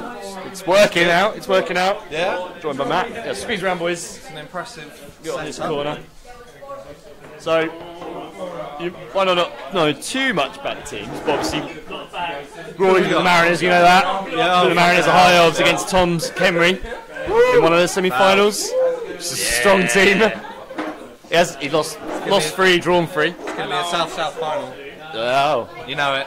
I hope you. You're all Southern boys. Absolutely. You train them all. 4 players. This is ludicrous. Man marking. There's more over there to join us. You can use the whole army of us. I don't think it counts unless there's more commentators than players. We need commentators on the line. We've gone down to the side of the pitch, and it's just literally me like this on the side of the table. So I'm right in thinking that other game finished 1-1 after 1-1 half time. Yeah, 1-1 half time. Jimbo did it. 3-1 to the Hermits. I believe in Jerome. I think he's going to pull something utterly mad out. Yep. 3-1 to the Hermits. He's a good, strong Southern boy. He eats well. He drinks well. On screens. That's the important one. Actually, to be fair, he's on orange juice at this point. I'm not sure. And whiskey. He's had whiskey as well. There we go. He's been down in the whiskey, like you would believe. Okay. So, Alright. I've always said about Jerome and the Hermits, they come from some really strong tadpoles. Jerome's got really strong swimmers. Those boys, they've come from good stock, Good genes in there. thick stock, and they've swamped the top and now mineral Stock makes good gravy. Yeah. It's fucking disgusting. and That's a creamy pun. we often talk about Jerome's thick stock, but it's truly come into its own in this game. And yet in the half he received, he's only gone in 1-1. It's got to be a bit of a disappointment. I believe that That kick-off table result. the riot shaft now. we were discussing earlier, that is It could have gone happening. Either way, forward. could have gone forward and Jimbo had no chance. Yeah, so went the other way. He So was basically we can conclude, fuck Jimbo. Oh no. That's I'm still rooting for Jerome. I think he's got a harder job now. Jimbo's got 8 turns to score. 8 turns to score, He's yeah. got a very good team for just marching forward very slowly and going, I'll just score 10 now. I think in both games we've got that 8 turns to score. If the Scarabs don't do it, they're out. They need to score. Yeah, well, that's the thing. I think Scarabs. And if the Whites don't do it, then it's going to go to extra time. And Scarabs are looking to do it in extra time, I reckon. If the Scarabs If they can, but they got to kill people if they want to do that. Yeah. Because the elves are going to run rings around them. Kemry tomb guarding cage. I'm really struggling to see how the Mariners can stop it. Especially with all that guard. To be fair, historically speaking, every game that his opponent has scored, Tom has won. Tom has lost. Oh, no, actually, no, sorry, he has drawn some. Sorry, apologies. He's never won a game where he's Another one where he scored. Yeah. And that tends to be the way with teams like that. But yeah, we'll see. It's setting up now. We'll be streaming the second half of the Slan Whites game. So Undead versus Slan. They've not had as much of a break, so they're Having a chance to relieve themselves, buy new pints. toilet break. Look at themselves in the mirror. Strong words. Let's see how they get. Pep talk. But yeah, Rory and Tom have already got game faces on, setting up for the second half of there. It's going to be an exciting match, actually. Neither teams have suffered much casualties. No. So I think it's going to be very. If the Scarabs can do what they did to Phil in his second half, it'll be 1-1. There's no way that Aaron is Rory's going to have a Really got to bring the pain. You've got to bring the pain, yeah. You've got the mighty blow to do it. Yeah. But Rory's going to find it hard to get the ball. That does seem to actually pick something. Because I seem to recall one of the games back at the start of the hour where Tom spent 7 turns failing to pick up the ball. It is an issue. And also, Rory does have kick, which as you've seen against James, can make it very difficult. Yeah. If there's a kick there and there's a blitz, that ball could be in high elf hands before the poor old Kenry even get a chance to know where it is. Yeah, it's one of the. My only fear is that Tom picked up the ball on the last turn. A horrible feeling he might not pick it up for a few turns this half. We'll see. He uses the ball, pick it up. So there is your agility too. Yeah, I don't know if you know that. I do know something. I do know that. You know agility too. They're all pickups. 75% chance. That's fine. Agility 2 is fine. That's 2 turns he should have. With sure hands. Yeah, that's 2 turns. Yeah, 2 turns. And he should be able to keep the others away from the ball for 2 turns. Maybe. You know what else I like? Well, the coaches are back in, so we're just going to check. Dive back into the live match. For you. It's 1-1. I believe it's 3 rolls apiece. Yeah. So when I was doing my wanderings, I was checking out the bottom feeders versus. Does anyone know James's Union Elves? We'll ask him. James, what's your team called? Yeah. As of yet, untitled Elves. The Onions. Yeah. It's an interesting game. So. Steve had done a very good job of getting the ball all the way into the Elven half. One dice blitz, wasn't it? Didn't the troll get the ball out of the air? So he got the ball handler got sacked, and then the ball scattered and went to the troll. Troll caught it out of the air in a fantastic style. The troll then got sacked. Poor old bum smell. Elves had a chance of catching it, throwing it. But yeah, had a chance of then passing it and getting it into the end zone. Attempted the pass and interception by Gobbo. Fantastic catch. And then suddenly the score was back on for the for the Underworld team. What? It's a really exciting game, and I think James was spitting feathers. Was it 1-0 in the end? So, I think actually, I don't. 1-0. Steve, did you score? 0-0. Sorry, 0-0. Didn't manage to get the score. To be fair, there were a lot of Elves. So, just flying interview in from the head coach of the Whites, old Bones Malone's Jimbo over there. So, he's summed his first half up as good start, shit middle, good end, which is how a lot of my exes describe me. So, and he's come from for the second half. He's going to play a classic undead grind, and he's thinking 2-1 to the Whites. So, We were just saying it seems like that. If Henry can do the same 1-1, same here 2-1. So I'm going to go over to our man Jerome with the Frogs, and I'll be back in 2. What are you looking at now? What are you looking at? What's your stats? Trying to get the teams up. So, Slapty White Jimbo's a fantastic team. They've got the most SPP player in the DBL. They do. Will Farrell. He's got some fantastic puns in the team. He's got great. So he's got dodge, block, sure hands, and tackle. Yeah, he's got 10 touchdowns, which I believe is the joint top in the DBL as well. Actually, I don't know if the guy scored. Maybe it's up to 11. It's up there. Casualties 3, completions 2, but it's worth noting here that Jimbo lost 2 goals against Jack. Yeah. So Jack had Zara the Slayer, who just went on a rampage and stabbed them all to death. Actually killed him. He killed his star goal, but then that goal got better in that game, so he killed his star goal dead. Dead. Just before this game. And Jack got that close to killing Money as well. Oh, hang on, we're with Alex. Hold on a moment. So, fresh in from the flying interview with our main Froggy man, Jerome. So, Froggy Force. The Froggy Force. So, he said that half he enjoyed it. he's got a confused high and low point of both being the riot. So not really sure what Jerome wants, but I don't think Jerome knows what he wants because he only does what will Jerome do. What Jerome wants is not a riot. And he's predicting 3-2. He didn't say who to. Okay. So he's predicting big numbers, and he's refusing to disclose his tactics. But he did tap knowingly his nose, saying, "I've got a bomb." And I don't know if he's talking about in general or the game, so we'll find out shortly. Well, Jerome, of course, is Da Bomb to all our 1960s listeners out there. So back to Mark. Thanks very much, matey.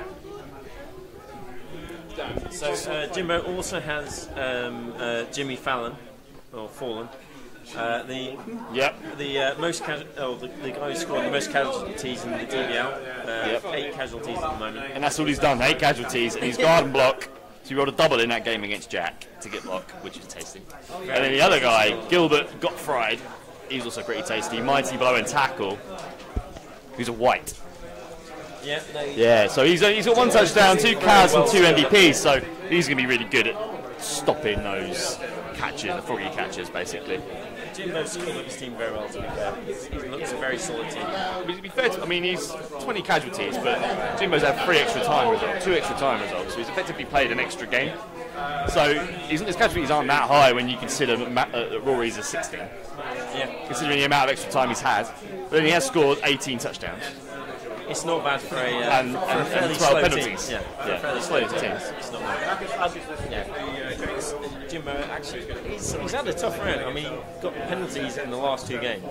He's been fighting it pretty close, but skilled up his team well in that time. Yeah, I mean, against Sam, he had all the luck, he had all the re-rolls, so he got through penalties quite easily. Against Jack, though, that was tense. That was nothing left. No any re-rolls, it was just dice. So Jimbo's, to be fair, Jack was probably out of the 2 very unlucky to lose it. Like, really unlucky to lose it. Went to penalties and then kind of restored itself, but yeah, Jack was just on fire. Lesson for the West, they tried their best, but they weren't there in the end. So Jerome, on the other hand, he's lost a few players actually. I think he's had 4 deaths. Quite a lot of casualties, yeah. Has lost him quite a lot less people. We've had the kick-off. It's gone deep. It's played into Jim's hand. Exactly. It's going to take a long time to get there. It's going to take a long time. But he's by getting there faster. Yeah. It's. I mean, those goals are quick. The fact is, Jimbo wants to play the long game. He wants to win 2-1, so he's quite happy to march the ball in 8 turns. But he's got to keep it safe.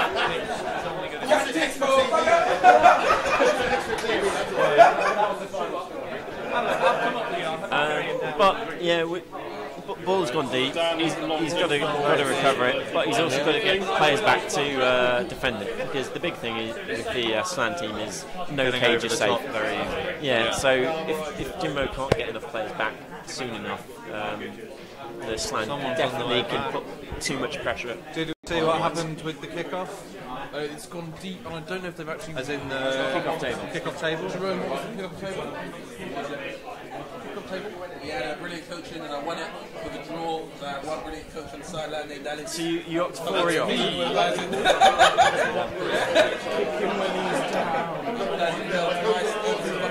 Excellent.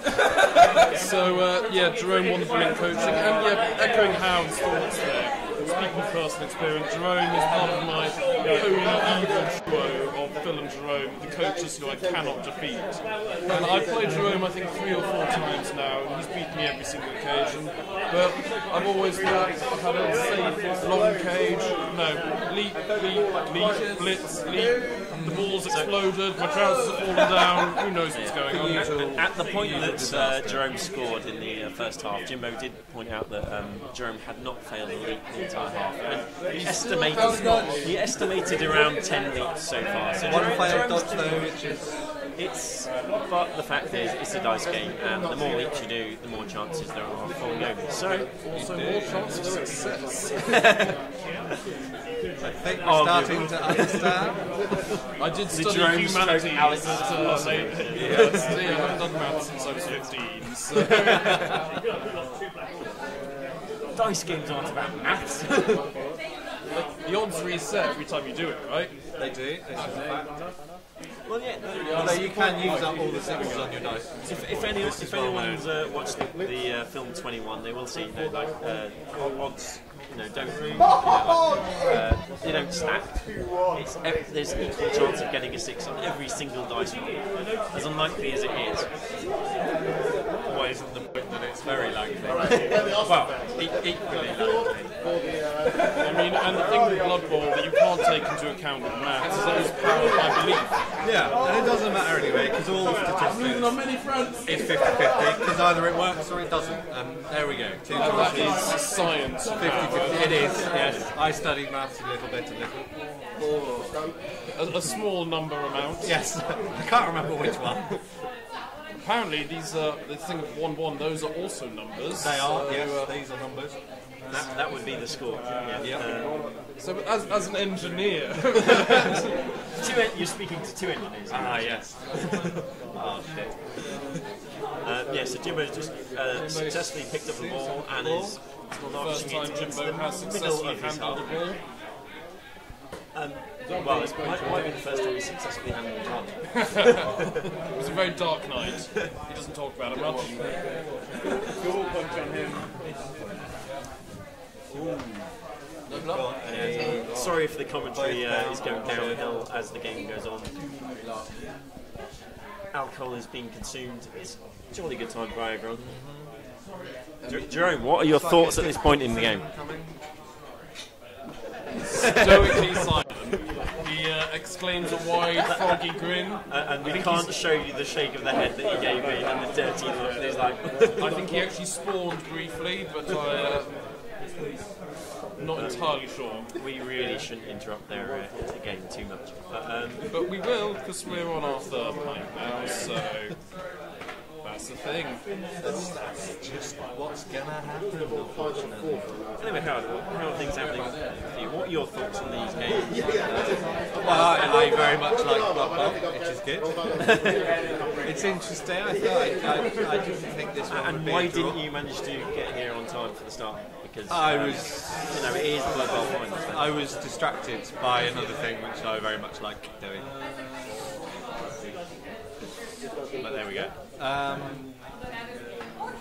What's going on? Predictions? It's a South-South final. It's got to be a South-South final, you know.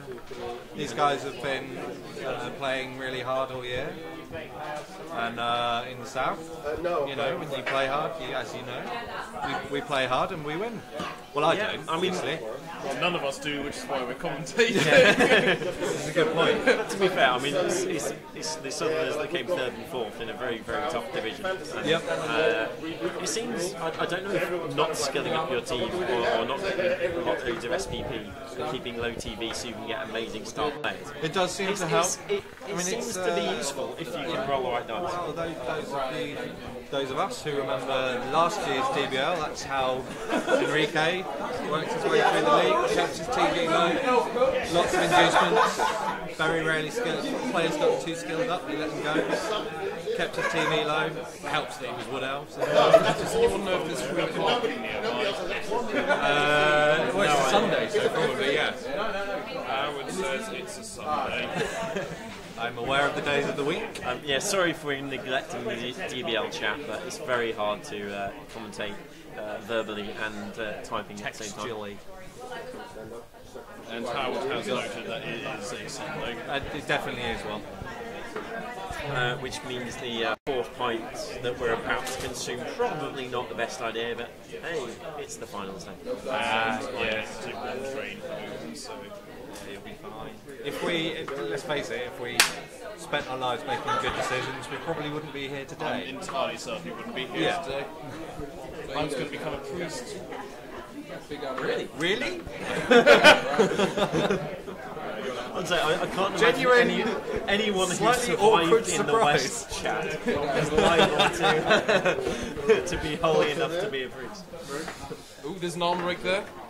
Oh, it's a stun. Disappointing. Yeah, sorry guys, we're not actually focusing on the game. We're not all focusing on There are a few slapped and white players down in the middle of the pitch, including a mummy. quite exposed in the backfield, but Jerome doesn't seem to be Whilst, pushing at this stage. Whilst Jerome and Jimbo are pondering the next moves, Howard, how was your DBL? My DBL was brilliant. Apart from, you know, the games of Blood Bowl. But, I lost. During it, you did look at very mean chilling. I did. I enjoyed that. I enjoyed the chili. I enjoyed the cocktails. What were the cocktails? They were the mint julep. Yeah. Oh, wow. They're good. Yeah.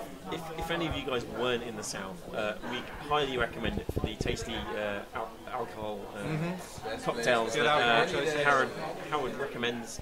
He even gave us lovely food recipes, which he even cooked for us. We had windows to the south. Yep. If you're looking to enjoy yourself, and looking to change divisions next league, we do highly recommend the south. We don't win all our matches, but we do have a good time. And we get 2 people into the final. That was all us.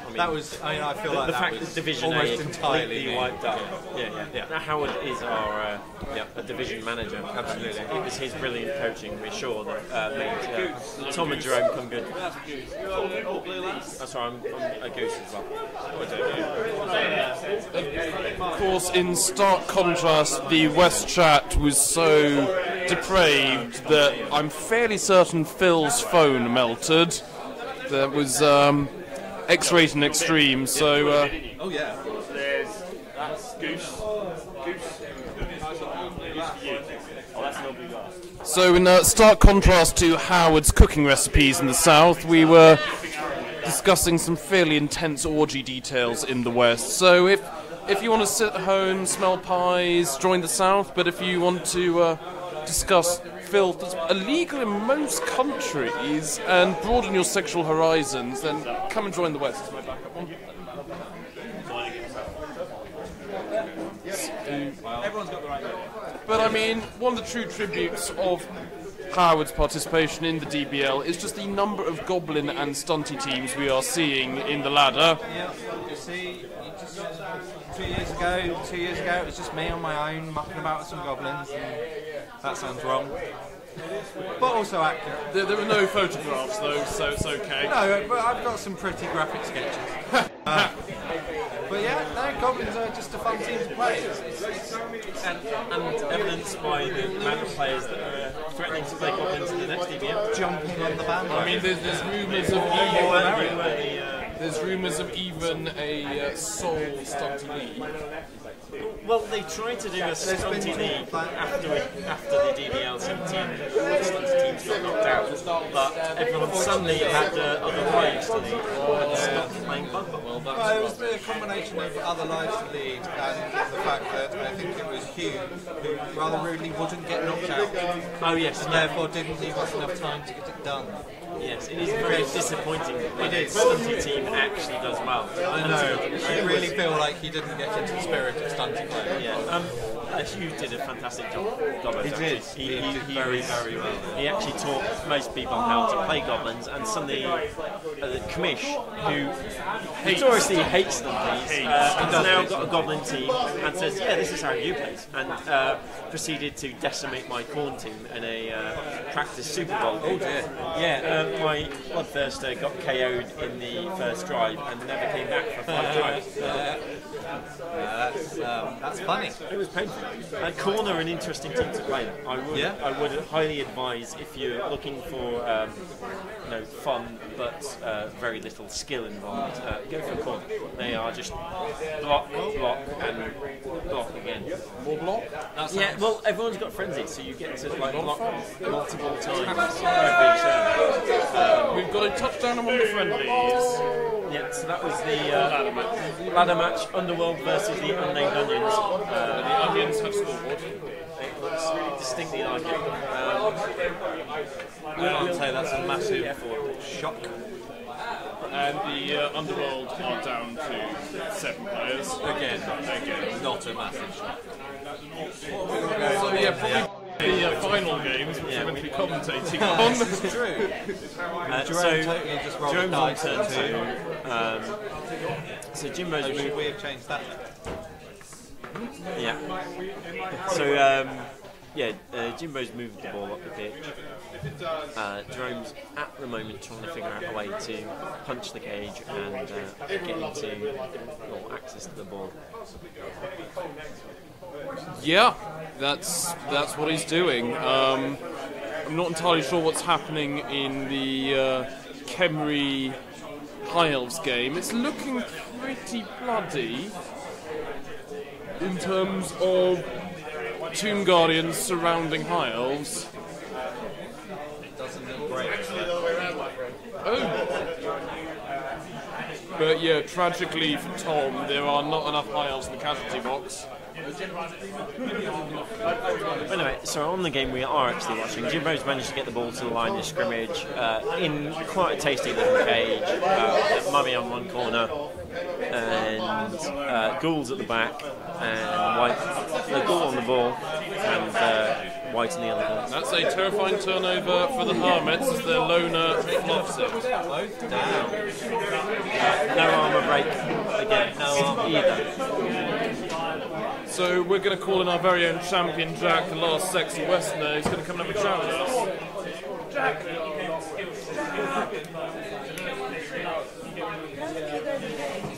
We're playing Blood Bowl.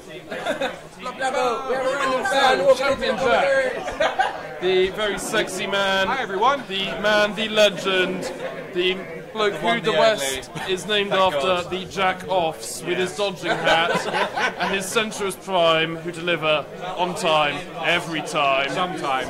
Sometimes they don't catch balls. and don't kick penalties. Don't kick penalties. So, Jack, how's your season? Pretty good.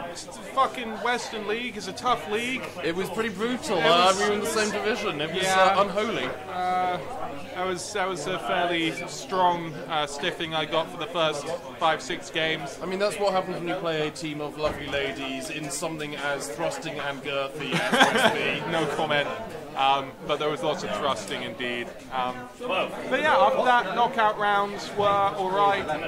I was absurdly lucky in the first two, to be honest. It was a case of squirty balls coming into my hands. Squirty balls are a medical condition. You should probably get that checked out, Jack. But yeah, otherwise lots of fun. Will he be bringing the prime back next year for a third time in a row? Or fourth time in a row? Fourth time in a row. I've been thrashing. I only have the capacity to learn one team. I'm not going to start getting complicated about it, so I'm going to bring it back next time. Tomorrow will be back for another heroic year. Oh yeah, if I get another chance to throw tomorrow at an undead team, I mean, that just sounds like a whole bunch of fun.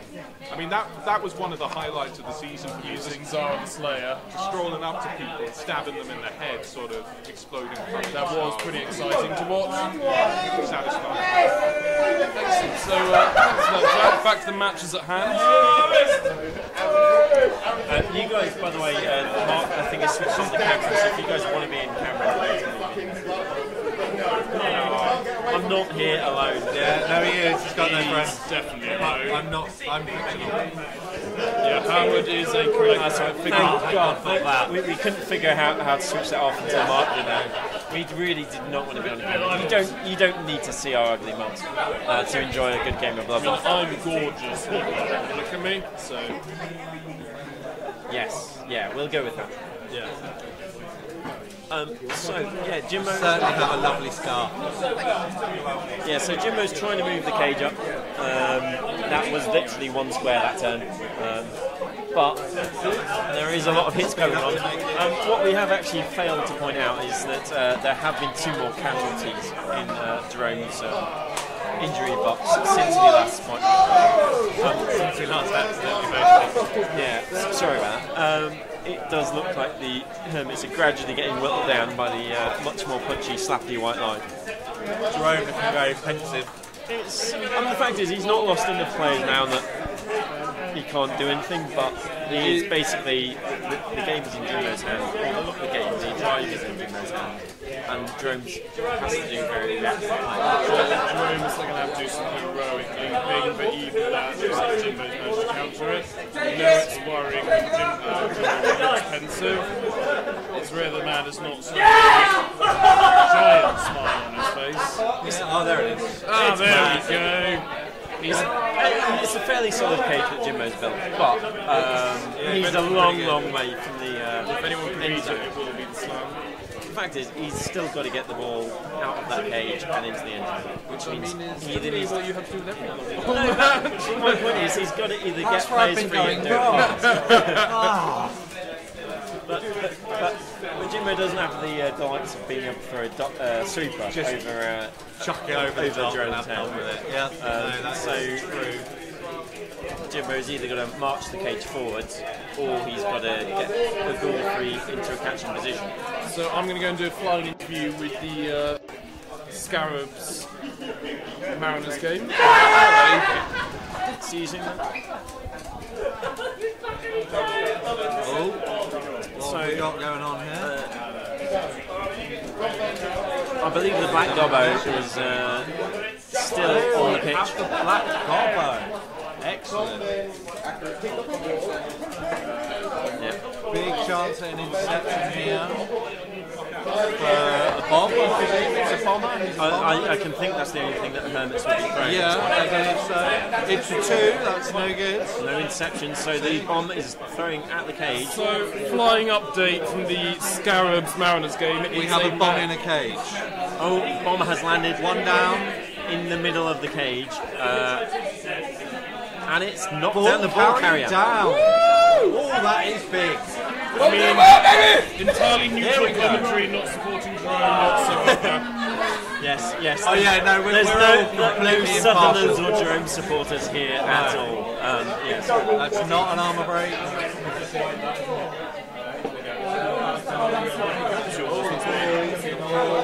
So, quick flying interjection for the Scarabs game. It's been utterly mad. One, the ball has the Kemri attempted a passing game. They should have known better. They dropped it, and the Elves failed the blitz, and the ball is in the middle with 7 players around it. Oh, good. So the ball is now scattered just outside the It's in 3 at the moment. If anyone can pick this up, it's going to be Jerome. Yeah. All he needs Well, to do is roll it's it. Jerome's turn, but he's only got 1 tackler's own on it himself. Yeah. So at the moment, still He needs to crowd around. Slappity White look like they've got the better chance of getting it back. So they've got 3 tackler's own on them. And 3 players to clear the space. So, but Time will tell. You know, it's another. exciting. Jerome's done a very good job of not using any rerolls yet, which, to be honest, when you're defending and when you're not getting blocks like you like, it's very tempting to just burn those rerolls. It is, but he of course picked up an extra reroll off the kickoff table. And he's still not burnt out. He's still not burned out. Of course, going back to the sexual tension of the 2 undead coaches earlier, Jimbo is now looking longingly at Tom for some bony inspiration. As Tom stretches over the table and bears all. As Perhaps hoping that Revealing- he'll throw him a bone. Revealing just the tiniest hint of back and midriff. Here's the arm I worked at in the gym. I'm told he's not single, but that's not stopping this unrequited love. And Tom's now stepping up to avoid any more rubbing of shoulders. He's gently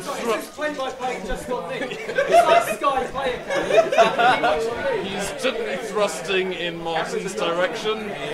It's quite central. That was a definite thrust. A central, gentle thrust towards Martin, who has somehow found another 10 drink. Scarabs have the ball.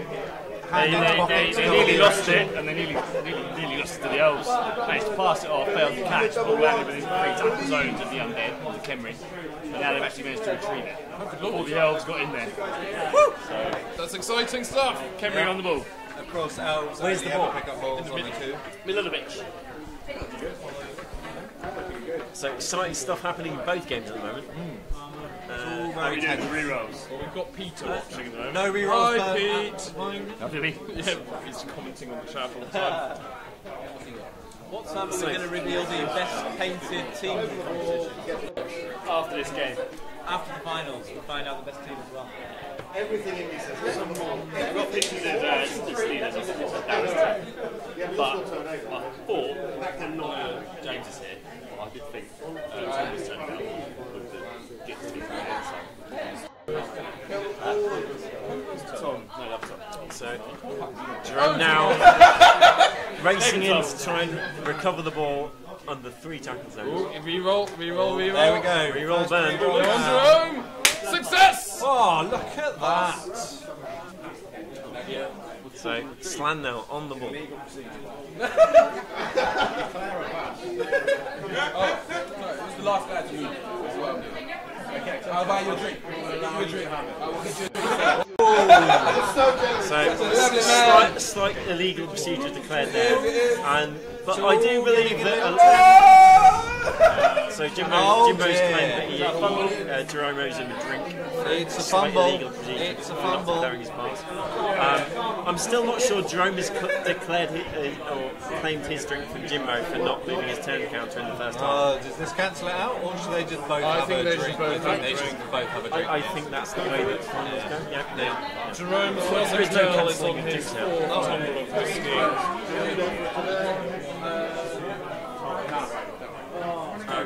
But am I right in thinking he tried to dodge out?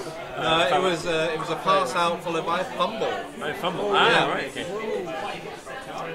So the ball is now free, slightly nearer the Hermit players, but still in the tackle zones of lots of unled. Has he been pushed onto the ball? What's going on here? So Hermits have just the ball scattered onto a Hermit player, and I believe he's just catching it all over the place. Got it. Yeah, the Hermits got it. So Hermits are now in possession of the ball. But he is essentially now, I think, what we technically call a clusterfuck in the centre of the pitch. Yeah, he's down. Both teams have game plans out the window. It's just punch until they can get the ball back. It's landed on him again. Here we go again. Can he claim it twice? No. So, yeah, ball carrier knocked down again by Jimbo. There's a lot of squirty balls here. It's finally Messy play. This is the player bubble I love. Who knows where the ball's going to go? It's great. It's not possible to plan for situations like So this. ball has scattered now behind Jimbo's line. So Jimmy's just a Kaz guy as well. Feeling relatively what's the Kaz roll? Kaz was a... How many frogs down? 25. 25. Badly hurt, so he'll be back next game if there is indeed a next game. How many casualties now, Jeremy? 3 casualties on the Hermits. And send off. And the send off. And Jerome didn't But have that- that many players to start with. I mean, to be fair, he did casualty one of the whites, but the white just went, shook it off, regenerated, grew a head back. No, that sort of shit. Keen undead. I'm planning on doing Necromantic in the next DBL, if I can actually convert them into.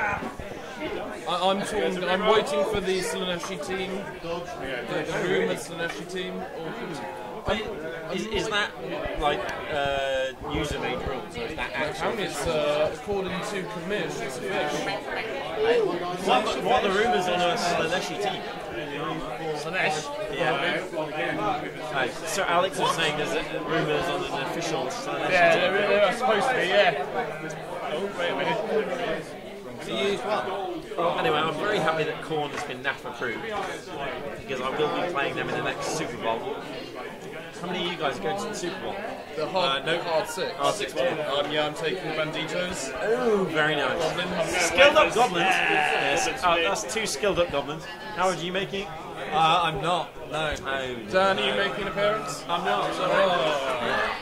Well, there's at least 2 goblin representatives to the DBL. In fact, I think we make up almost half the numbers at Super Bowl. We did a fantastic job of making them create a lot more positions on the tournament because we bought all of the tickets that their club wanted to buy. But yes, we sold. I'm particularly looking forward to seeing two Goblin bombers with a Hail Mary pass. It's going to be Absolutely. To be fair, Bomber, Hail Mary pass. it's going to be glorious. It's beautiful. It is hilarious, but I mean, you took it when our practice came and used it precisely 0 times. Yeah, I didn't use it. I didn't really need it. Well, that's because COMMISH is yeah, a muppet. I didn't need it. He did. Chainsaw didn't work. And your Fnatic. Is it Fnatic flail? Yeah, Fnatic didn't work. The chainsaw killed the blood vessel. Yeah, but it was a Fnatic who knocked him down, so the chainsaw was foul. It's all about the dirty secret weapons on the gun. Solid It effort. is all about the dirty secret weapons. You don't want to overspend, make sure you've got money back to buy a bribe. I mean, Mighty Blow on the Fnatic is a really nice touch, actually. I thought that was really handy. Mighty blow on the Fnatic. When you're strength 7, that's a pretty decent skill. When you got free dice all the time. But if you're going to do that, is it not better just to take the star player one, who is cheaper than the base one with a skill? Well, because they don't level up, they don't go up in price.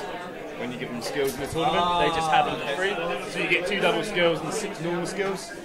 On them, which is pretty tasty. So sneaky git, a lot of sidestep, one of the normal goblins. I think it was a Hail Mary pass, block on one of the trolls, guard on the other. Yeah. Grab on the other, sorry. It's Grab. I speak from No, I can just put him into the position where I want him and then fanatically drive through. a skilled up goblin team is It was tasty, yeah. So Jimbo's picked up the ball. Very hard to get them skilled up. He's now got. Still got to do with the bombers. Also, how you can roster the bribes. He's got 4.5 turns. Put them on the roster, so I've got 3 Ball's rosters. still obviously on the halfway line, but Yeah, absolutely. it's not looking impossible at all. How's he going here then? So Gradually who's on the battle ball? of attrition. I think One of the is what Ghouls he's is trying on to the do. ball, and I believe that is Not a the. great thing for the Slan, is it? Battle of attrition. Well, that's Jimbo's game plan. Obviously, Jerome's going to try and Be tricksy. yeah. Well, he just wants to keep pissing off the ball carrier. If Jimbo keeps getting the ball knocked down and keeps it at the halfway, Jimbo's going to have to try something And Jimbo don't like the black goblin. dangerous. It's free. Normally. Normally, yeah, we put a price on it. Well, we already put a price on it. So does the black gobbo not get sent off like most other guys? Even though he's got bombs. Secret weapon. Which, I mean, that's how sneaky he is. He gets bombs onto the pitch without the refs knowing. It's very, very good. But I mean, to be fair, yeah, he normally didn't have a price because he had to be against the. Is it white card or He's the white. Is it the white? It's the white dwarf. No, the Black Gobbo's famous position. Oh, the white dwarf. White dwarf. Yeah. I quite like that. I like that. You get to take the Normally player that you take want, them both. but you have to give away. But it's useless in the DBL, the fact that the time you take star players is generally when you've got massive TV disadvantage. Yes, it is. Yeah, it doesn't. Yeah, maybe not great for tournaments. But I like the idea of it. Yeah. I mean, the fact is, we're not just here for tournament. Blood Bowl's great for just exhibition matches and general fun. And to be honest, yeah, I mean, like Steve's rules that he posted today for the funny balls. Oh, I didn't see that. I think there was some stuff on the chat about like exploding balls and Steve sent a picture of his funny ball. yeah, I'm sure he'll be able to update us later. But We'll see what that. I love a good exhibition match with just silly rules. Yeah. Because, I mean, It's the only way to play Blood Bowl, really. Let's not forget Death Bowl. Yes. when Bloody love chaos happens, that's when everyone enjoys themselves. Death Bowl is nonsense. That's why there's never been a non-fun goblin match. It's because everything is chaos. I'll tell you what, I had pretty bad matches with them recently. That's because I was using them. It wasn't fun for me. So it sucks when you've only got 4 players left for a half time. Commish still hates dungeons. Well, I've got to use a bit of tournament, so I'm not hating that much. I'll be alright.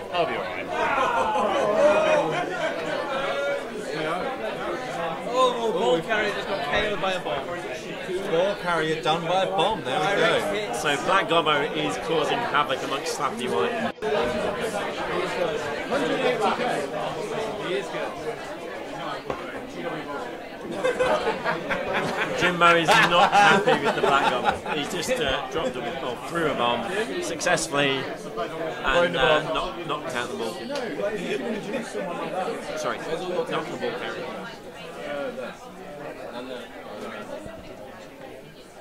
Yeah, he KO'd KO'd the ball carrier. KO'd the ball carrier. That has got to be a bit painful. Is that one of the star goals?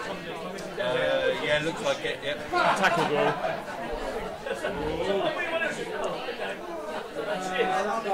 So The red goal was the fast one, or the better one. What's his name?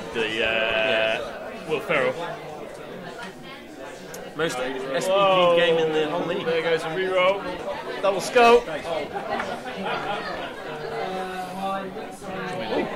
Someone's misclicked. White's is still on 3 rerolls. I've only got one. Oh, sorry, he's turned him over, sorry. He has spunked them away. That's really confusing. Yeah, he's using a reroll there. He gets to use a reroll to try and get him down. So yeah, Hermit's down to 2 rerolls, White's down to 1. Still on the halfway line. So some of the Whites are down players as well. Yeah, casualty there from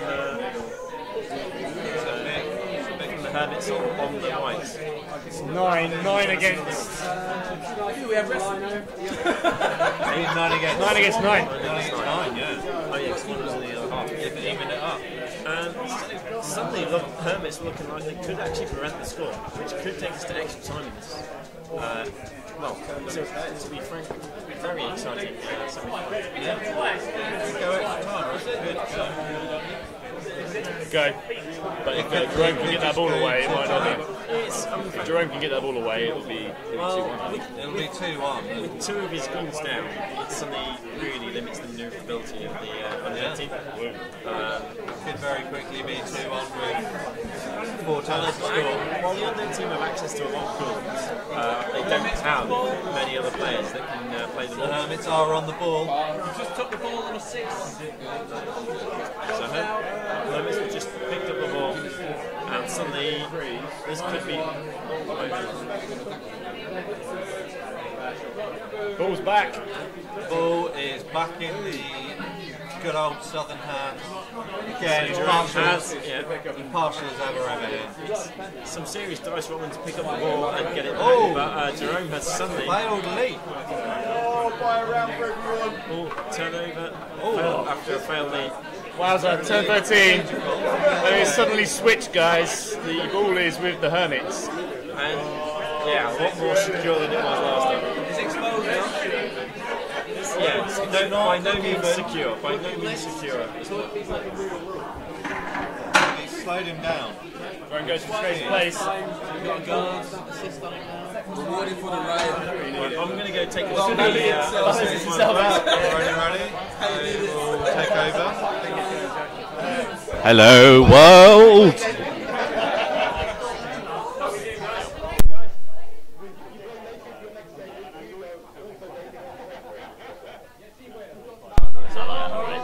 Very good.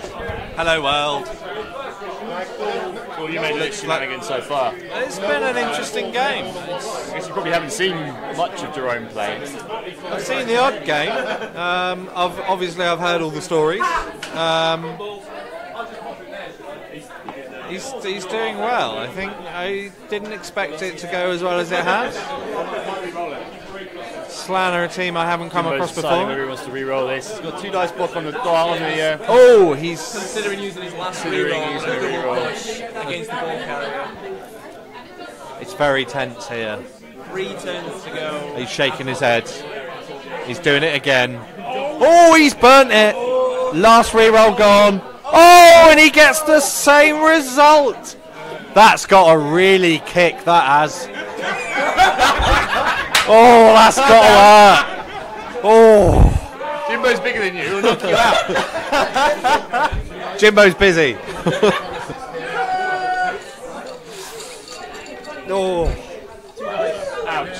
Yeah, that is. It's the quantity of players on the pitch as well. That's the scary thing. Yeah. The Whites were in the numerical advantage, and now they're not. Yeah. Well, it's equal. Sorry. A big old knockout from the bomb. James brought safely back. It's okay. Yeah. He's got the superstar covering again. Yeah. So that's the red band here. Will Ferrell. He's got block, short hands, and tackle on top of dodge. Pretty nice. That's a pretty nice skill combo. How do you manage to get that? Where's he looking at? 3 SPP, 10 touchdowns, 3 casualties, 1 MVP, and 2 completions. That's a pretty nice haul. It's criminal. Yeah. But to be fair to Jimbo, he did lose a goal dead outright against Jack. Dead, double dead, and re-deaded again. Dead and gone. Wow. The problem is with this, it's not having a profit group. So of course, yeah. The goals don't have regen. So if you break them, they're gone. What about the Eagle? What does that do? Eagle allows you to reroll a regen. So not helpful? No, it doesn't help for goals, no. Goals have no help. There's no hope. So, to who?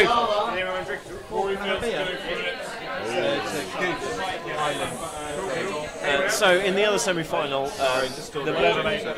Rory has done a reasonable job of keeping the ball in the Scarab's half. The ball has apparently not been in the hands for like more than one turn of any team players. Bouncing around, I mean the ball's gone back. So Rory's just, I think, finished his turn 12. 13. And he'd managed, or he'd got an opportunity to pick up the ball from one tackle zone deep in the Scarab's half, but with trying to get, I think, too many players around the ball so that it was secured as soon as he picked it up, he seems to have failed to go for it, and turn over. So Scarab's now got a chance to reclaim the ball and actually get control of the half again. Alright. We're going to need to do that quickly. How many turns have they got left? 4 turns, and they've got 3/4 of the pitch to go. So, so Jerome is trying to not too many casualties on either team as far as I can tell. He's brought the ball back. He's brought it back. So only one elf casualty at the moment, which does mean Scarabs are facing far too many elves for their liking.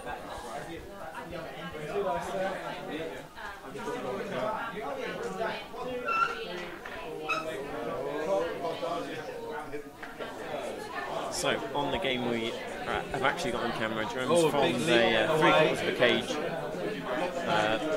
deep in its half. Jimbo is complaining profusely at the leaps that Jerome is able to pull off. It's been all season, it's not just been this game, it's been this whole season. Oh, he failed that one though. He's down. It's very, the ball's back, it's very easy to focus on the ones that you really didn't like to happen and forget about the ones that didn't matter that much. It's the ones that matter. That one wasn't so big a deal. Well, that's part of the Blood Bowl tactics. Yeah. But yeah, it's part of the Blood Bowl tactics. You do all the really important things first while you've got a team reroll available, and then after that, you just go for it when you... Well, you may have missed the Whites that used our last reroll. Oh, wow, okay. Jerome has lost his whiskey. Martin took it. Why did Martin take it? Oh, he got some eyes. I knew there was something I needed to do. So Jerome's complaining about a lost whiskey, but he actually sent someone to get ice for him. So we don't know how much Jerome has had, but he's already forgetting what he's asked other people to do. Yeah. Of course, this has historically not impacted on his Blood Bowl playing at all. So he's probably fine. Blood Bowl comes naturally. Yeah. Flows from the soul. There's no deep learned tactics here. It's just instinct. In that sound, Benny. You know it. I know it. It's the way we roll. Damn good chili. I mean, I am slightly concerned that I've nearly finished my 4th point, but already not even through the first game. I'm slightly concerned that even remotely concerns you. Well, did you not learn how to be a southerner nearby? No, it's not that I didn't learn how to be a southerner. I've not learned how to be a commentator when completely pissed. Well, it's easier. Baptism by fire. It's easier to commentate, but you actually get worse. You don't realise it. Well, so it's fine. At the time, it's fine. To be fair, when you disappeared for half an hour, we talked about the game that we were watching for a whole 2 minutes. That's fine. I've got no worries on that. Oh, going in. Wash. Well, we're at top of turn 14. 14. Oh, yeah. Jim's just took 2 players off the pitch in one turn. Wow. Oh, that's... Yeah, if you didn't hear that from Dan, so Jimbo just took 2 hermits off the pitch, 2 casualties in 1 turn. I mean, just a minor earthquake there. Yeah, sorry about the shaky camera. 6 players on the pitch now. Yeah, so Hermit's down 6 players, 1's on the ball, 3 are in a 3/4 of a cage. At the moment, he doesn't look like he's immediately looking to score, but the fact is, the more pressure the Whites can put on the ball, the more Jerome's going to have to do something extremely exciting. Put in 1-1 here. We'll see. Put in 1-1. Yeah. I think Jim's going to go 1-1 into extra time with a big player advantage and win there. That's my prediction. It's a good call. Strong prediction. Oh, we've got a leak. So Jones just moved the ball too far to the put on the point so he can just do the cage. That ball is now on a semi-cage on the edge of the line. Now It's a dangerous position to be in. So Jimbo doesn't Although have low players that can agility. dodge into the cage. Yeah, exactly. So he's got to punch the guys out of the way. Yeah. Against a team like the Whites, it's not actually bad to have a cage down the side of the pitch. He doesn't have any frenzy. He can't get the ball off the pitch easily.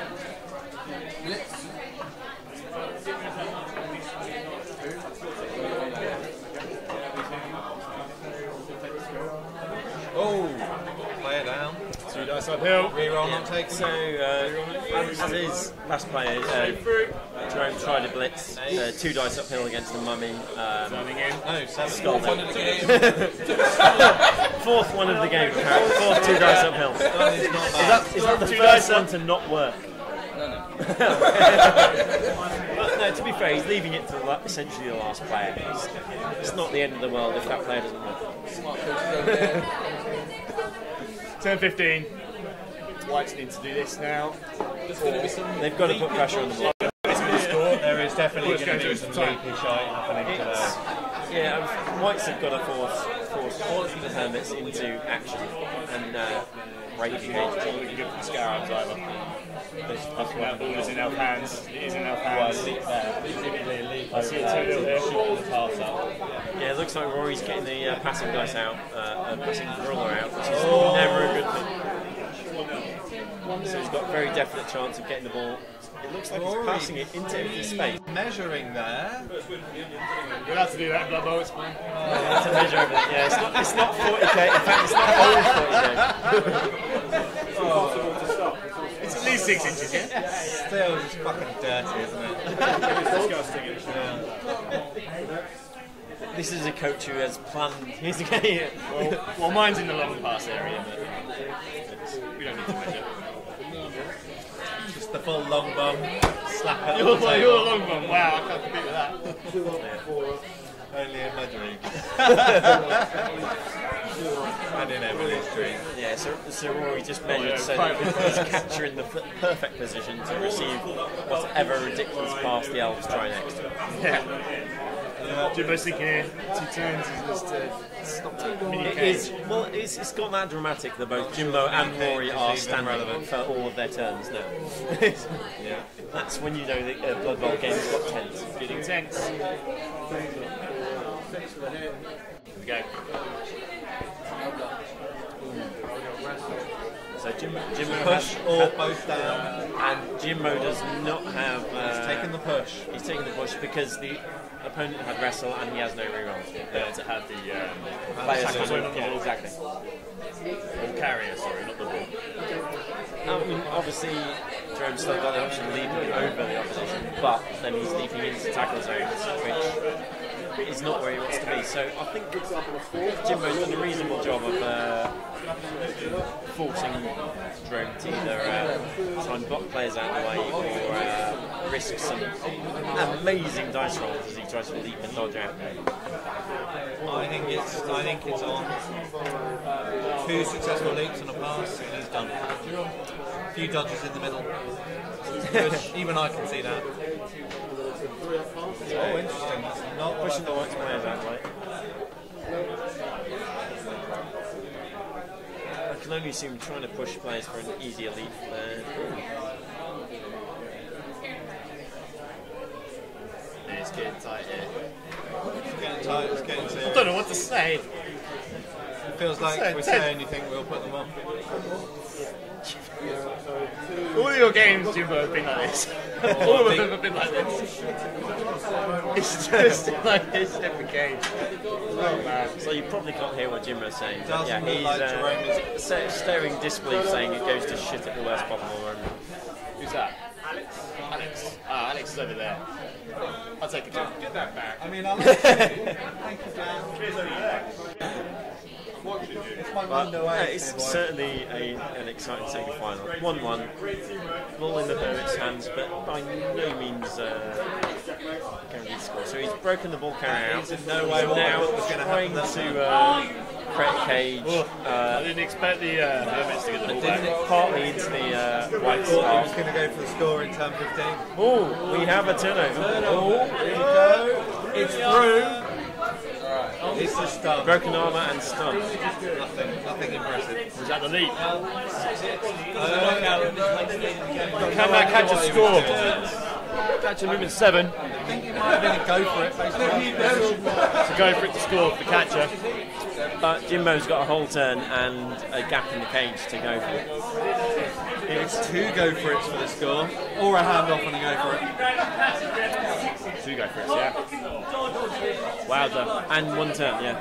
Wow. Well, it's turn 16. Yeah, turn 16 for White. So White's obviously aren't in a position to score anymore. They're just going to try and force extra time, which Jimbo's now faced for potentially. Well, this would be the 3rd game in a row. Yeah, that's got to be a tense way to sort of fight through the Going into knockouts. extra time, no rerolls. I mean, I fought 2 penalty games in a row, and that was just a freaking nightmare. I hate penalties. Sorry. No, I think they're necessary. You've got to have some way of doing it. Yeah, I mean, but extra time, I think you've got to do it. It's you want to be playing Blood Bowl to try and decide these knockouts, but at the same time, when extra time's over, you've got to have a way of deciding. I'm not so keen on the rerolls in extra time. I don't really. But to be fair, if the team can keep hold of them for that long, they probably should. Maybe if it's team rerolls, but things like for kick and leader skills, I don't really see why they should go into penalties. It was a way of giving the players that seem quite good at kicking. Maybe not. Maybe it should just be kick. To be fair, I haven't think that. But even that, it's I don't know. I think there's certain teams that don't ever want to take kick as a skill because they can't recover the ball if they do kick, and therefore, I don't know. It gives benefits to teams that want to recover the ball in the penalties, which isn't really. But then again, I mean, there's loads of benefits to other teams for other reasons. So it's not an even game. We can't claim that we're trying to create the rules so it's evenly even. Come on, Tom! It's never going to be even. It's all about nice. Right. I've got an interesting question actually. So in like DBL 18 when it comes up, we obviously get 1 million coins to spend on your team at the start. If you don't spend all that money on your team, you get that money in your treasury. Presumably still. Does that entitle you to inducements in the first game? Yeah. Well, if your team value is lower, so like if you're a halfling team, you'll be 640 team value at the start. So in your first game, you'll have 360,000, 360,000. Oh really? Yeah. Halfling teams can't. Well, they can't, but their objective is to get halfling. Deep root. See, this is something I even missed in mind because I actually didn't spend all my TV and never took inducements in the first game. So I assumed. No, it's always even when you start like for like next year. Money in your treasury doesn't mean anything in a game. It's only when you take it out of your treasury that it becomes. Oh no, but I just just thought I didn't, I was only 10k less, so I was like, I didn't want to take any inducements. So I didn't. We're on for a score, guys. But We're on for a score. So there's the Hermits here. They can mop this up for 10-16. I think he's got a lead. so it's very interesting that each game that we've watched Maybe has a lead, been the two quicker go half. One more. He's done. And touchdown to Hermit. Used a reroll, but No. was that not a reroll? Was that a second dice? Didn't need a reroll. It was It's the catch with the ball, dodge, the move, leapt out, leap, 2 go for it. and 2 up, then 2 two up, 2 up. legs. 3 ups and 2 ups to win. Wow. So weak at the knees, man. Fish fast bosh. Steady. So there we have it. We have our first finalist. And And he's predicted from the south. Yeah. Thank you, Commissioner. Thank you for the black goblin. Thank you. Well, I didn't expect that. Oh, yeah. Wow. It was. Yeah, no. To be fair, there was an absolute clusterfuck in the middle of the pitch. The The ball ball could have bounced scattered around all anywhere. over the place and it landed on a frog who then managed to pass it back outwards into a secure place. Yeah. And then from then on, it was just. But that Jimbo could happened- never get but- back in. But it scattered twice. Just I mean, scrambling. It went all over the sacked place. twice. I mean, at one point, Jimbo pretty much recovered the ball. Then it got sacked again, and finally, Joe managed to get it free. And to be honest, did a great job of getting it to the wing. With less players, got it to the wing, and then into a scoring position. But with Leap, anything's possible. And he's leapt out, 2 go for it to win. The So. fact is, a team with Leap, and the whole team with Leap, been using is the slant all year. very, He's been using very the slant. good skill to have, because it just means that most Or very long defenses legs, you need that as well. That really helps. Even what it's worth, it's crap without it. Because he got 4s. Yeah. Very long legs, he's 3s. Very long 2s legs. with the catches, it was a 2, 2, 2. And with all the rerolls he had left, Number 9 leveled up. Yeah, it's it's harsh for Jimbo though, because It's a tough way to go down, but the Bombers. Blood Bowl is a tough game. She's a harsh mistress. The Bomber did it. it's Yeah. long legs and the bomber. 3 knees. 3 knees. Does Jimbo want to take a quick interview? Jimbo. Do you want to take a quick interview? Yeah. While you're at your highest. So, what do you want to whinge about first? It was a good game. It was very exciting. Unfortunately, nothing went well. It looked like the dice weren't in your. Well, no, the dice were not in your favour necessarily, but it just seemed like it was all in his favour. His You went weren't well. rolling that badly. It just seemed that Hitting the ball carrier didn't work, couldn't get him. Well, you re-rolled a 2 dicer on him. and I got another 2 dice on him. I had 8 dice. Really? With no Must have missed that. Yeah. and wrestle. And wrestle. Yeah, so a 5 up 8 times. Jesus. So yeah. When you needed the dice, they weren't there. They deserted me. Yeah. But that's the way it goes. I mean, the Black Gobbo is fairly good. He's exceptional. Yeah, he's really good. Really good. Probably too good. I mean, maybe an oversight from us. We just didn't realise it wasn't a secret weapon. Yeah. But I do now, thinking about it. I knew he wasn't one. He's the best. Because he blew up the ball carrier once, didn't he? What else did he do in the game? He got him twice, actually. Twice. And he hit the cage again another time, but didn't take down the ball carrier. And then he blew himself up. But he's very good. Yeah, he's an excellent player. Well, Not to be. to be, I mean, it's been a struggle. I mean, not a struggle, but you've gone an extra time twice. Penalties twice. I mean, one of them you should have won with all the rerolls you had, and you did. Second one against Jack, who's here now, was just dice off. Yeah. So it was a 50-50 basically with the 2 of you. It's going to be Tough. either of you. My players haven't performed very well at all, generally. Do you think the loss, Zara may have hampered you a bit more because you lost the goals? Yeah, he was good, and it would have meant I would have another black goal quick. Another fast moving 7 guy. So you were down moving 8. You're right, yeah. So Zara may have stuffed you a bit. Scuffed it a bit. Yeah. I hope Jerome goes on to win it now. You got hope. I mean, it's looking likely that the Mariners are going through. So it'll be It's going to be a crazy game. another crazy final. It's going to be a very crazy final. It's definitely not Wood Elf Dwarves. No. It's something completely different to that. No, it's going to be dice. Dicey. I mean, you got leaked, out leaked. The leak just completely did you in. I mean, and he's like, oh yeah. I mean, like even in the ladder, it was leaked. It's fine. Yeah, no problems. Never seen many 3+s work. No. But then when it fails, normally that's it. It is, but I think it failed 3 times, and at times it didn't really matter. So the leaping into the cage worked. I saw him like failing a few at the end of this turn, but it was always just the peripheral pieces. The ones that mattered, yeah. The ones that didn't matter, oh well. It was very good. So you're, shafted by the luck, I think. Definitely. But it's good. And then also just Jerome's positioning is really good. Oh, he's very good, yeah. So another day though, he'd fail them all and lose 5-0. Yeah. So can't complain.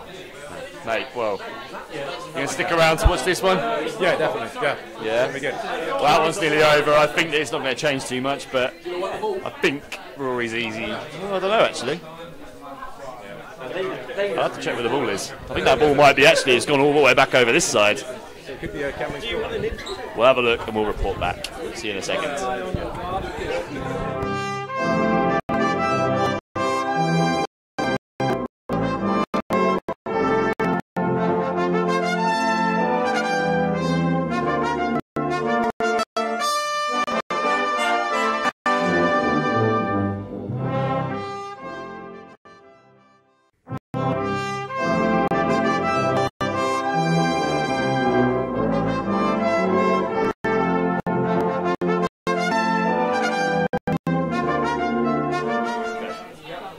Hi guys, so we have the first finalist, Jerome.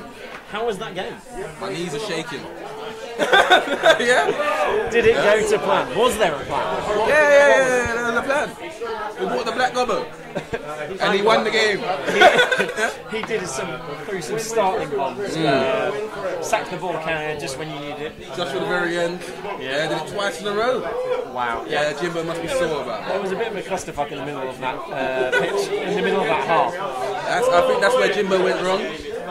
He should never have put everyone there, he should have spread out. Yeah, to be honest, when you've got like Gobbo, Bombardier, and not cast his secret weapon, I don't know how he sneaks those bombs out. That's 3 bribes.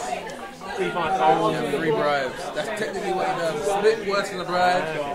Yeah, so that's gonna just step on his face every now and then for free. Okay, so and what sort of skill ups and stuff did you get at the end of that game? Oh, I got a normal roast, which I'm just gonna decide to get on the live roll. Okay. And then I rolled movement on the catcher. So extra movement on the catcher. That's going to be handy, actually. We had it in the first game, but it died the second game of the whole league, so I don't know what movement 8's like. I've had movement 8 catcher. Very handy. Very, very handy. Okay. With 2 go for it's movement 10. It's just dangerous. So potentially facing either Rory or Tom. What are your thoughts? Who would you rather play? Okay, there's a couple things. I want the South in the final. Yeah? Cameron versus Slan. Go South. Rory would be a challenge. Tom would be a challenge. But I think I could have the L's easy. I think you can have the L's. Yeah. So you actually would prefer the L's? No. You prefer the South. South. Yeah? Nice. That was at the beginning. The South will rise again.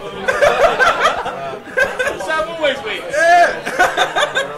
So yeah, first finalist, Southern finalist. We're extremely proud. Howard is at the very far end. Are you proud of your first finalist? That's a massive thumbs up from Howard. Oh my God, thank you, Howard. Is Howard your inspiration? Actually, Alex is my inspiration. Alex is your inspiration. A Western, wow. Alex is a legend. Alex predicted before the season started that I would be an upset. I had no idea. and you very specifically upset Alex. Yeah, but he knew that one was coming. Yeah, it's a great game for Alex every year. Yeah, well, he said that he's now played you, is it 4 times and never beaten you? Yeah. It's got to feel pretty good. No, we won't the games are always so close. It's like this at the end. I got lucky. Yeah. It was a good touchdown. I mean, getting to that point before. Getting the ball back was the difficult thing. Once you got the ball back, it seemed in your control. Systematically walking. So what's your thoughts for the final? So I think your TV is still probably the lowest after this. What's the movement at the TV? I'm new to this. What's movement at? 30k, 40k? I don't know. I've never rolled that high. Doubles is 30, so probably 40. I don't know. Movement arm about. Okay, we don't know. We don't know. Nick, So, Howard's never had enough free I've rolls. never had an upgrade from any player ever. And I've never rolled. So this is news to all of I've us. never rolled more than Going 7 up. or and never rolled a double. So. Oh damn. Commish might know. Commish. What's movement at? It was at 220. It's gonna drop. 30k. So we're gonna add 50. We lost another catcher, so that will be replaced by 20. So we're gonna add 30. We're at 250 probably. Yeah, I think 1440 was Tom's TV, which is the lowest TV after that. So which star players are you going to bring back? By any chance? Black Gobbo again? Do I have enough to get both? I don't What know. will your TV be? I was at 220. I'm gonna be at 250. I need 280. I have 50k to spend. So it looks, Can we do this? I don't think I got enough. I think you can get the Black Gobbo. I can get the black gobble. You can get the black I don't goblin. think The you thing can is, get he needs a chainsaw. The black gobbo. You need a Jimbo's like, take the fucking black gobble, yes! Sack players off. Get the black gobbo. Everyone's rooting for Jerome to take the Black Gobbo. I won't say single-handedly won the semi-final because to be honest, Jerome did play a very good game. Thank you. It wasn't just the Black Gobbo, but that is Jimbo is spitting feathers about the Black Gobbo. If it comes down to it, I may have to fire a few players, as was just suggested by the fans. Yeah, take the Black. And we'll get the black gobble and the chainsaw. How much did Helmut Wolf do in that game? What do you think? He kept people down. He didn't get to do what I wanted him to do. So. I mean, normally, I'm in the Summoner with plans. The tactics I've seen best with the chainsaw is normally like when the guys are down, foul the shit out of it. Because chainsaw is very good for foul. That may or may not be the plan. We shall not disclose. But you know what? I've had being so low key value. I've had the chainsaw probably in more than half my games. Nice. Really? Is that because you've been forced to because of all the decks, or is it because you just like keeping low TVs so you can do it? Because low TV, man. My best players, we made sure they did it during the season. Yeah, all blitzers were sent to the pond. Yeah, we're told we can't afford your asses. Yeah, well, we spotted. That was the thing that Rory was particularly said he was amazing. So he never kept any blitzes. Wonderful, wonderful frogs, but listen, But yeah, you've got a lot of I wrestling. can 2 children for that. So, do you know what you're going to be playing DBL 18? Are you going to be If Commissioner allows it, there will be something never thought before seen in DBL 18. But it will come down to Commissioner's decision to be allowed to stay in by any chance Bravo. the slightly talked about samurai shots? They are option number 1. I have a second option. Another surprise. Here, just in case I get told no. Is this a DBL exclusive? DBL No. Yeah? It's a fumble. And it's one of the favourite things I like to do in the world, wherever I am. They're kindred hearts with me. Yeah. My hobby is riding things. Yeah? That's the only hint you'll get for now. You're sounding a bit Western. You're sounding a bit Western. Liking to ride things. I know yet where he's coming from. Yeah. It'll be wonderful. Sorry, Howard is involved in this conversation. You guys are a bit like not. No, it's fine. No. So you can hear our voices. We're hoping that nobody is coming loud. We might be talking to nobody at the moment. We've got a green light on the Ethernet, so we're hoping we're on. We're sending out signals. And we actually have no idea if anyone's actually listening. But I am. But anyway, have you got maintenance on your team? We don't want to keep you too long. If you want to keep chatting. You're right. I need to decide whether I'm going to fire a few players right now. I think you should get back to your team. Take them back to the locker room. Yeah. Give him a good chat. And it's pleasure. Mate, lovely to interview. And we wish you best of luck in the final. One person who's going to bring next year. Oh, yeah! Up the south, my friend. Up the south. Whiskey! So, Howard, first Southerner in the final. Yep. It was all. Are you proud? I mean, this is So proud of myself. this is your division. I mean, How did you plan this to happen? Oh, you know, It just happened. You teach people how to drink, and they make magic. yeah, you just let people have fun, and they'll love it. You know, And the South was a lovely, very fun day. just chilled out, you have fun, everyone relaxes, and that's when people are at their best. It's the only way to go. So we probably should Focus on the game. focus on something that's happening in the other semi-finals. I'm not sure. Commish, can we move the camera to try and focus on the other game? It's over. No. Oh, what's happening? So Mark has an update. I do, yeah. So Scabs had one turn to score. They needed to dodge out and hand off to one of their players who was deep and failed to dodge. 4 up, that's it. So it's Mariners.